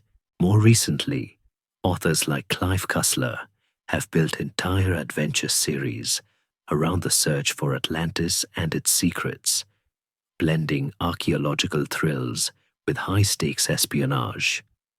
It seems every adventurer with a submarine and a thirst for ancient mysteries eventually points their compass towards the legendary isle. Video games, with their ability to create immersive worlds, have also embraced Atlantis with open arms. From early adventure games where you explored submerged ruins, to modern RPGs where Atlantean technology might be a source of incredible power or a dangerous weapon, the myth provides a rich backdrop. Imagine navigating the eerie, silent remnants of a once grand city, solving puzzles left behind by a forgotten civilization, or even wielding weapons powered by the enigmatic orichalcum. The potential for interactive storytelling is immense, especially if you get to fight a grumpy kraken along the way. The enduring popularity of Atlantis in pop culture isn't just about cool lost cities and advanced tech. It's also about the themes it explores. The story of a powerful civilization brought down by its own moral failings resonates deeply with modern anxieties about unchecked technological progress, environmental destruction, and the corrupting influence of power. It serves as a potent allegory for our own potential pitfalls, a cautionary tale dressed up in ancient mystery. A mainstream historical fact is that myths and legends often serve as powerful cultural narratives, reflecting societal values, fears, and aspirations across different eras. Historians still argue whether the continuous popularization of Atlantis enhances or detracts from serious historical and archaeological inquiry. On one hand, it keeps the public fascinated by ancient mysteries and archaeological discovery. On the other, the wild exaggerations and fantastical elements often found in pop culture can sometimes blur the lines between genuine historical research and pure fantasy, making it harder for the average person to discern fact from fiction. It's a bit like trying to learn about real dinosaurs from watching Jurassic Park. Entertaining, but perhaps not entirely accurate for a dissertation. Yet there's no denying the power of these cultural touchstones. They keep the legend alive, introducing new generations to the mystery and inspiring many to delve deeper into its origins, whether through academic study or independent research. Every time a new Atlantean movie is released, or a novel about its secrets hits the shelves, the myth gains new life, adding another layer to its already complex tapestry. So, as you drift towards sleep, consider how this ancient Greek story, passed down by Plato, has transcended its origins to become a global phenomenon. It's a testament to the enduring human fascination with what is lost, what is possible, and what lessons might still be hidden beneath the waves, waiting for us to find them. Perhaps not with a sonar, but with a story. You've just explored how Atlantis has conquered the realm of pop culture, proving that a good mystery never truly fades. But as you reflect on its pervasive presence, you naturally begin to ponder the deeper reasons behind its enduring grip on the human imagination. Why does the legend of Atlantis, despite its lack of concrete proof, continue to captivate us, fueling countless books, films, and endless debates? It's because it embodies the enduring power of myth. You see, myths are far more than just ancient stories or fantastical tales. They are profound narratives that often tap into universal human experiences, fears, and aspirations. They provide frameworks for understanding the world, our place within it, and the moral lessons that guide our lives. Atlantis is a prime example of such a powerful myth, resonating on multiple levels that transcend simple historical inquiry. Firstly, Atlantis speaks to our innate fascination with the lost and unknown. There's something inherently thrilling about the idea of a vanished civilization, a glorious past that lies just beyond our grasp. It sparks our curiosity, fueling the explorer within us. We long to uncover secrets, to peel back the layers of time and discover what once was. It's like finding a mysterious, locked antique box. You simply have to know what's inside, even if it's just a really old receipt. Secondly, the Atlantis myth embodies the concept of a golden age. Nearly every culture has a narrative of a perfect, primordial time when humanity lived in harmony with nature and the divine before a fall from grace. Atlantis, with its descriptions of advanced technology, wise governance, and spiritual purity, perfectly fits this archetype. It represents a lost Eden, a dream of human perfection that, though unattainable now, offers a blueprint for what we can be. This yearning for a simpler, purer, more enlightened past is a powerful human driver. A mainstream historical fact is that the concept of a golden age is a recurring motif in various mythologies and philosophical traditions worldwide, from Hesiod's Ages of Man to indigenous creation stories. Thirdly, Atlantis serves as a powerful cautionary tale. Plato's narrative explicitly links the civilization's downfall to its moral decay, its shift from virtue to avarice and hubris. This resonates deeply with timeless anxieties about the corrupting influence of power, unchecked technological advancement, and environmental destruction. In an age grappling with climate change, artificial intelligence, and global conflicts, the story of Atlantis offers a potent reminder. Even the most advanced societies are vulnerable if they lose their ethical compass. It's a cosmic "I told you so," wrapped in a dramatic natural disaster. And let's be honest, we humans rarely seem to learn these lessons the first time around. Moreover, the very ambiguity surrounding Atlantis enhances its mythical power. The fact that its existence remains unproven allows for endless speculation and interpretation. It can be a historical place, a philosophical allegory, a spiritual teaching, or a sci-fi playground, all at once. This fluidity allows people from diverse backgrounds to connect with the story on their own terms, projecting their hopes, fears, and beliefs onto its enigmatic form. Historians still argue whether Plato intended the story of Atlantis to be a genuine historical account or primarily a philosophical allegory designed to illustrate political and moral concepts. This ongoing scholarly debate further contributes to the myth's enduring allure. The allure also lies in the promise of lost knowledge. If Atlantis was indeed technologically and spiritually advanced, then its rediscovery could unlock secrets that transform our understanding of history, science, or even consciousness. This taps into the human desire for progress and the belief that answers to our current challenges might lie hidden in the forgotten wisdom of the past. It's the ultimate cheat code for humanity. If only we could find it.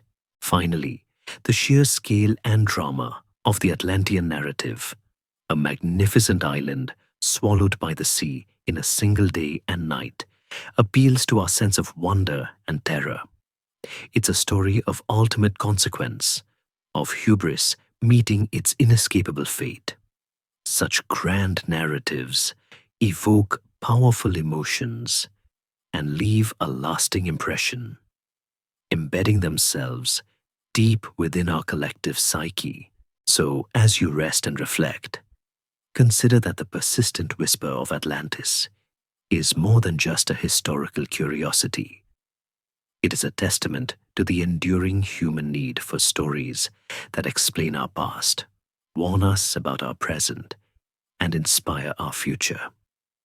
It's a myth that, precisely because it remains unsolved, continues to hold a mirror up to our greatest achievements and our deepest flaws, echoing through the ages, perpetually waiting for us to truly understand its lessons. You've just pondered the enduring power of the Atlantis myth itself, how it speaks to our deepest fascinations and fears. Now, let's hone in on the core message embedded within Plato's dramatic narrative, the profound lessons from a lost civilization. For Atlantis, whether fact or fable, serves as a powerful cautionary tale, a timeless moral compass for any society grappling with power, prosperity, and the delicate balance of human nature. Imagine Plato in ancient Athens using the story of Atlantis not merely to entertain, but to educate. He wasn't just spinning a yarn. He was imparting critical insights into the rise and fall of civilizations, drawing a stark contrast between an idealized, virtuous state, represented by early Atlantis and ancient Athens, and one corrupted by excess. It's like a really elaborate PowerPoint presentation from antiquity with much better special effects, namely, an entire continent sinking. The most prominent lesson, whispered through the ages, is the peril of unchecked ambition and hubris. The Atlanteans, once content with their divine blessings and vast resources, became consumed by a lust for power and conquest. Their imperialistic tendencies led them to invade other lands, including the legendary Proto-Athens. This unchecked expansion, driven by avarice, directly resulted in their divine punishment. It's a classic reminder that power, when wielded without wisdom or restraint, inevitably leads to destruction, not just for others, but for oneself. A mainstream historical fact is that numerous empires throughout history, from the Roman to the Napoleonic, have suffered from overextension and internal decay caused by excessive ambition. Secondly, Atlantis teaches us about the corrupting influence of wealth and material excess. In their golden age, the Atlanteans used their immense riches to build a beautiful, harmonious society. But as they declined, their focus shifted from spiritual and communal well-being to personal indulgence and ostentatious displays of wealth. The glittering orichalcum became a symbol of their vanity, not their virtue. This resonates deeply even today, reminding us that true prosperity isn't just about accumulating riches, but about how those riches are used and whether they serve to uplift or degrade society. It's a good reminder not to let your solid gold toilet seat become your ultimate life goal. Another crucial lesson is the importance of moral and ethical foundations in society.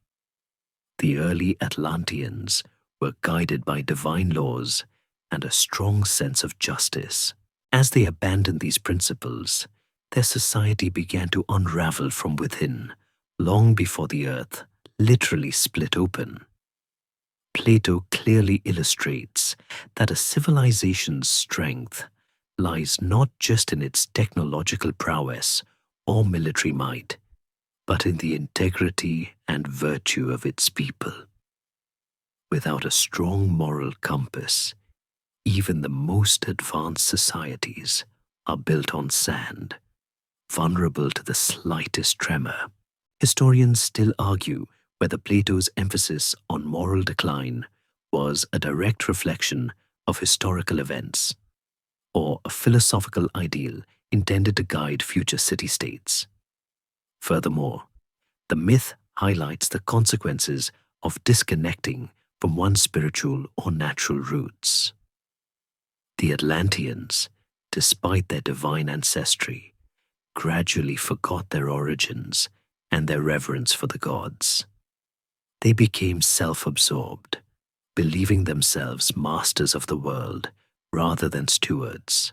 This severance from their spiritual foundation or from a respectful relationship with nature directly preceded their cataclysmic end. It's a powerful ecological metaphor to disrespect the planet, and the planet might just decide to hit the reset button. The story also implicitly teaches about environmental responsibility. While Plato attributes the sinking to divine will, the mechanism is a natural disaster. It can be interpreted as nature's fierce response to humanity's imbalance or exploitation. The grand engineering feats of Atlantis, their mastery over springs and resources, might have, in their decline, turned into an abuse of their environment, inviting a catastrophic response. Finally, Atlantis serves as a powerful reminder of human fallibility. Even a civilization seemingly blessed by the gods and equipped with advanced knowledge is susceptible to the same flaws that plague all human endeavors: greed, pride, and the temptation of power. No society, no matter how great, is immune to these internal forces of destruction.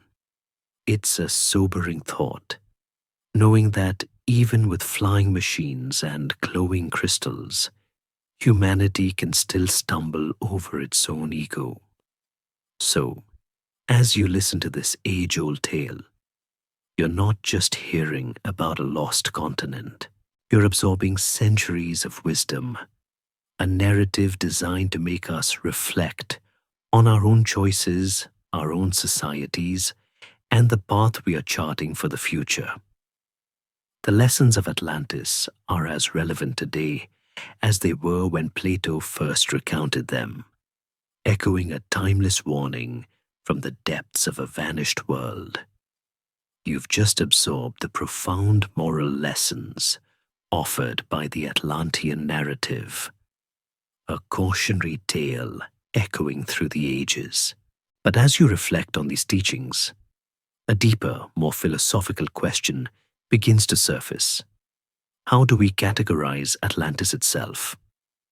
Is it history, philosophy, or pure fantasy? You find yourself grappling with the nature of truth and legend, navigating the blurred lines between what we know, what we believe, and what we imagine. You see, the story of Atlantis sits squarely in that fascinating, often frustrating, interstitial space between verifiable fact and enduring folklore. For centuries, scholars and laypeople alike have wrestled with its ontological status. Is it a lost chapter of human history? A concrete place that simply hasn't been found? Or is it a brilliant literary device, a philosophical construct designed to convey abstract ideas? On one hand, the sheer detail in Plato's account, particularly in Critias, makes it compellingly real. He named kings, described architecture, detailed social structures, and even specified geological events. This level of specificity is unusual for a purely allegorical tale, and leads many to believe that Plato must have been recounting something real, even if embellished over time. The persistent human drive to find Atlantis is rooted in this belief that there's a tangible, physical truth waiting to be uncovered. If it's real, it would fundamentally alter our understanding of ancient history, proving that advanced civilizations existed far earlier than we currently believe. A mainstream historical fact is that many ancient texts contain elements of both historical reporting and mythical storytelling, making their interpretation complex. However, the counterargument is equally strong. Many mainstream scholars categorize Atlantis as a philosophical allegory, a noble lie, or a sophisticated myth designed to serve Plato's philosophical purposes. In his dialogues, Plato often uses fictional narratives to illustrate complex political and ethical theories. In Timaeus and Critias, Atlantis serves as the antithesis to Plato's ideal state, represented by the ancient, virtuous Athens. Its decline from virtue to hubris and its subsequent destruction provide a powerful object lesson on the dangers of imperial ambition, materialism, and moral decay. Themes central to Plato's philosophical concerns. It's like a really elaborate thought experiment. But instead of just thinking about it, he decided to write a compelling epic. One key piece of evidence for its allegorical nature is Plato's claim that Atlantis was larger than Libya and Asia combined. This geographical exaggeration is so immense that it pushes the story beyond the realm of any known landmass or geological possibility, suggesting a symbolic rather than literal scale. Historians still argue whether Plato intended this hyperbole as a literal description or as a literary device to emphasize the sheer power and eventual downfall of Atlantis. It's a bit like someone saying their dog is bigger than a horse. You know it's an exaggeration, not a literal statement, unless they own a miniature pony and a very tiny dog. Moreover, the story of Atlantis appears nowhere else in ancient Greek literature before Plato. If such a monumental event and powerful empire truly existed, one might expect other contemporary or earlier writers to have mentioned it. Its sole origin in Plato's specific dialogues lends weight to the argument that it was his own creative construct, albeit one perhaps inspired by earlier oral traditions or other natural disasters. Yet, the line between myth and history is often blurry. Archaeological discoveries have frequently shown that elements of ancient myths, once considered pure fantasy, had a basis in historical reality. Think of Schliemann finding Troy, long thought to be a mythical city. This gives hope to Atlantologists. Perhaps Atlantis is simply awaiting its Schliemann. The challenge, of course, is that Troy left physical ruins, whereas Atlantis, by definition, vanished without a trace, save for Plato's words. The truth, perhaps, lies in the synthesis. Atlantis may not be a literal continent that sank in a day and night, precisely as Plato described, but it could be a highly embellished memory of a real devastating cataclysm, like the Thera eruption, combined with philosophical ideas about ideal societies and the dangers of human corruption. The legend then evolved, taking on a life of its own, becoming a universal myth that transcends its origins. It's a bit like a historical event turning into a folk song. The core might be true, but the details get a bit jazzed up over time. So as you rest your mind, consider this profound interplay. The story of Atlantis thrives precisely because it hovers between reality and imagination. It forces us to question our assumptions, to explore the limits of human knowledge, and to acknowledge that some truths might forever reside in the tantalizing realm of legend, inviting us to ponder their meaning, even if we can never touch their physical form. You've just wrestled with the fascinating, often perplexing distinction between truth and legend concerning Atlantis. Now, let's indulge in a moment of pure speculation, a delicious what-if scenario that fuels so much of the Atlantis fascination. What if it were real? Imagine for a moment that tomorrow morning, undeniable, irrefutable proof of Atlantis surfaces from the ocean depths. What would be the profound impact on our understanding of history, science, and even ourselves?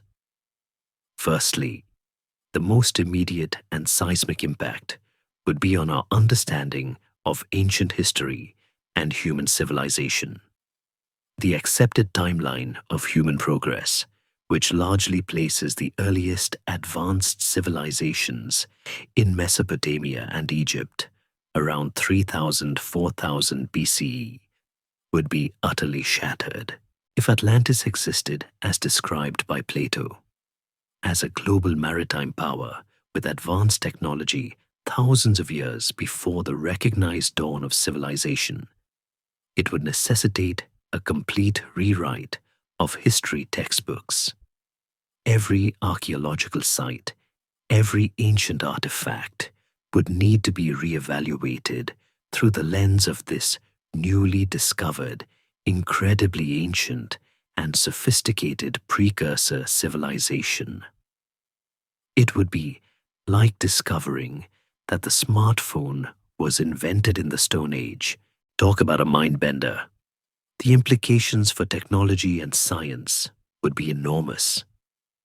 If Atlantean ruins revealed actual advanced engineering, perhaps the fabled orichalcum as a power source, or unknown construction methods that defied ancient capabilities, it would open up entirely new avenues of scientific research. Imagine reverse engineering Atlantean hydraulics or energy systems. It could spark a technological revolution, providing solutions to modern problems or inspiring entirely new fields of study. We might discover materials or energy sources we never dreamed possible.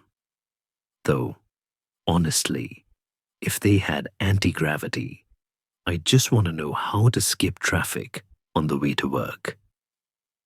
Furthermore, the discovery would profoundly affect our understanding of global cultural diffusion if survivors did indeed scatter, carrying their knowledge to various corners of the world.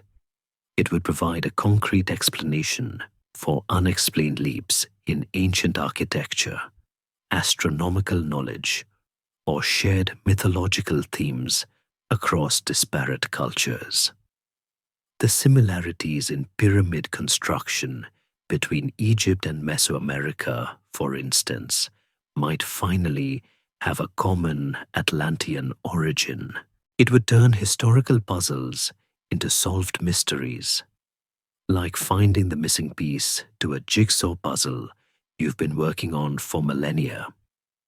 Beyond the tangible, the psychological and philosophical impact would be immense. The discovery of Atlantis would force humanity to confront its own hubris. We often believe ourselves to be the pinnacle of technological and societal achievement, constantly progressing. Finding a civilization that reached such heights only to fall would serve as a chilling, undeniable warning. It would underscore the fragility of even the most powerful societies and the timeless dangers of moral decay and unchecked ambition. It's a bit like getting a stern lecture from a very old, very wise, and very wet grandparent. The discovery would undoubtedly fuel endless debates about humanity's purpose, our place in the cosmos, and the cyclical nature of civilization. It might even inspire a renewed sense of wonder and humility, reminding us that there is still so much about our own past that we don't know, and that the history we accept might just be a small fragment of a much larger, more complex story. In Vietnam, where ancient traditions blend with modern aspirations, such a discovery might prompt new reflection on the balance between progress and preserving cultural roots. However, a mainstream historical fact is that, despite centuries of searching, no conclusive archaeological evidence of Atlantis has ever been found that satisfies the rigorous standards of the scientific community. Historians still argue whether the allure of finding Atlantis reflects a genuine possibility of a lost civilization or merely humanity's romantic yearning for a more dramatic and mysterious past. The very lack of evidence is a significant point in the ongoing scholarly debate. Moreover, the sheer practicalities of such a discovery would be daunting. The politics of who owns Atlantis, the massive resources required for its exploration and preservation, and the ethical dilemmas of disturbing a potentially sacred, lost civilization would be monumental. It wouldn't just be an archaeological dig, it would be a global event of unprecedented scale. Imagine the news headlines, the documentary series, the theme parks. Okay, maybe not the theme parks, but you get the idea. So, as you lay your head down, consider the radical shift in perspective that a real Atlantis would bring. It would challenge our assumptions, humble our pride, and perhaps inspire us to look at our own civilization with a renewed sense of responsibility. It's a thought that, even in its hypothetical nature, reminds us of the endless possibilities hidden in the deep past, just waiting for the right moment to surface. You've just imagined the profound, world-altering impact if Atlantis was suddenly to surface, rewriting everything we thought we knew. But now, as our journey through this ancient mystery draws to a close, you're left with the quiet realization that for now, Atlantis remains elusive. It exists not in excavated ruins, but in the enduring power of its narrative, leaving us with the unanswered questions remain. The enigma of Atlantis persists, a perpetual whisper from the deep, inviting endless speculation and a timeless fascination. You see, despite centuries of searching and countless theories, no definitive, irrefutable evidence of Atlantis has ever been found that satisfies the rigorous standards of mainstream science and archaeology. The oceans have been mapped with increasing precision. Satellites peer down from space, and deep-sea submersibles explore the abyssal plains. Yet, no city of concentric rings, no orichalcum-laden temples, no vast continental landmass, larger than Libya and Asia combined, has emerged from the depths. This absence of concrete proof is, for many, the most compelling argument against its literal existence, as described by Plato. It's like searching your entire house for your car keys, only to realize they were never there in the first place. Very frustrating, but undeniably conclusive. The questions linger, forming a persistent hum in the background of human inquiry. If Atlantis was real, where exactly was it? Was Plato's "beyond the pillars of Heracles" a literal direction, or a symbolic one, hinting at a place far beyond the known world, perhaps even a dimension of philosophical thought? What kind of geological event could possibly cause an island continent to vanish so completely and so quickly, leaving no clear seismic or bathymetric signature? And then, there are the questions about Plato himself. Did he genuinely believe in Atlantis as a historical fact, passed down through his family line from Solon and the Egyptian priests? Or was he, as many mainstream historians contend, crafting a masterful philosophical allegory, a thought experiment designed to teach lessons about political virtue and moral decay, using a compelling, seemingly factual narrative as a vehicle for his ideas? Historians still argue whether Plato intended the story as a literal historical account or as a sophisticated literary device. This fundamental debate at the very source of the myth keeps the question alive. The lack of corroborating evidence from other ancient sources also poses a significant unanswered question. If Atlantis was a vast maritime empire, controlling parts of Europe and Africa and waging war against an ancient Athens, why did no other contemporary or earlier writers mention such a colossal power? The silence from other ancient historians, geographers, and philosophers is deafening to many scholars, suggesting that the story originated solely with Plato. It's a bit suspicious, isn't it? If a country as powerful as, say, the United States today suddenly vanished, you'd think someone else would have written about it besides just one person. Furthermore, The very nature of human memory and storytelling adds another layer to the unanswered questions. How much of what Plato recounted was actual historical memory, potentially distorted and exaggerated over thousands of years of oral transmission? How much was his own creative genius, weaving together real cataclysms like the Terra eruption, common mythological themes like the Great Flood, and philosophical ideals into a seamless narrative? In Vietnam, as in many ancient cultures, oral traditions play a huge role in preserving stories and history, but they also evolve and adapt over generations.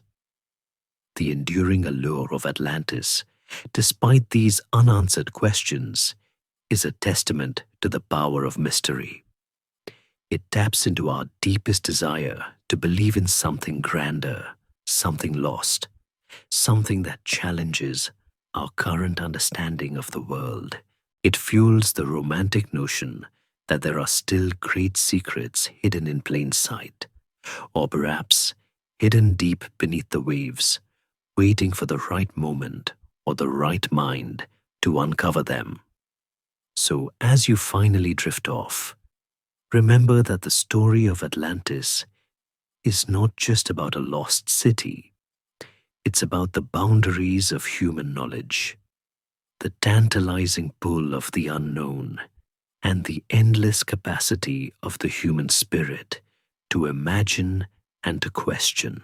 It's a riddle whispered from antiquity, and though the answers remain elusive, the quest for them continues, perhaps for all time.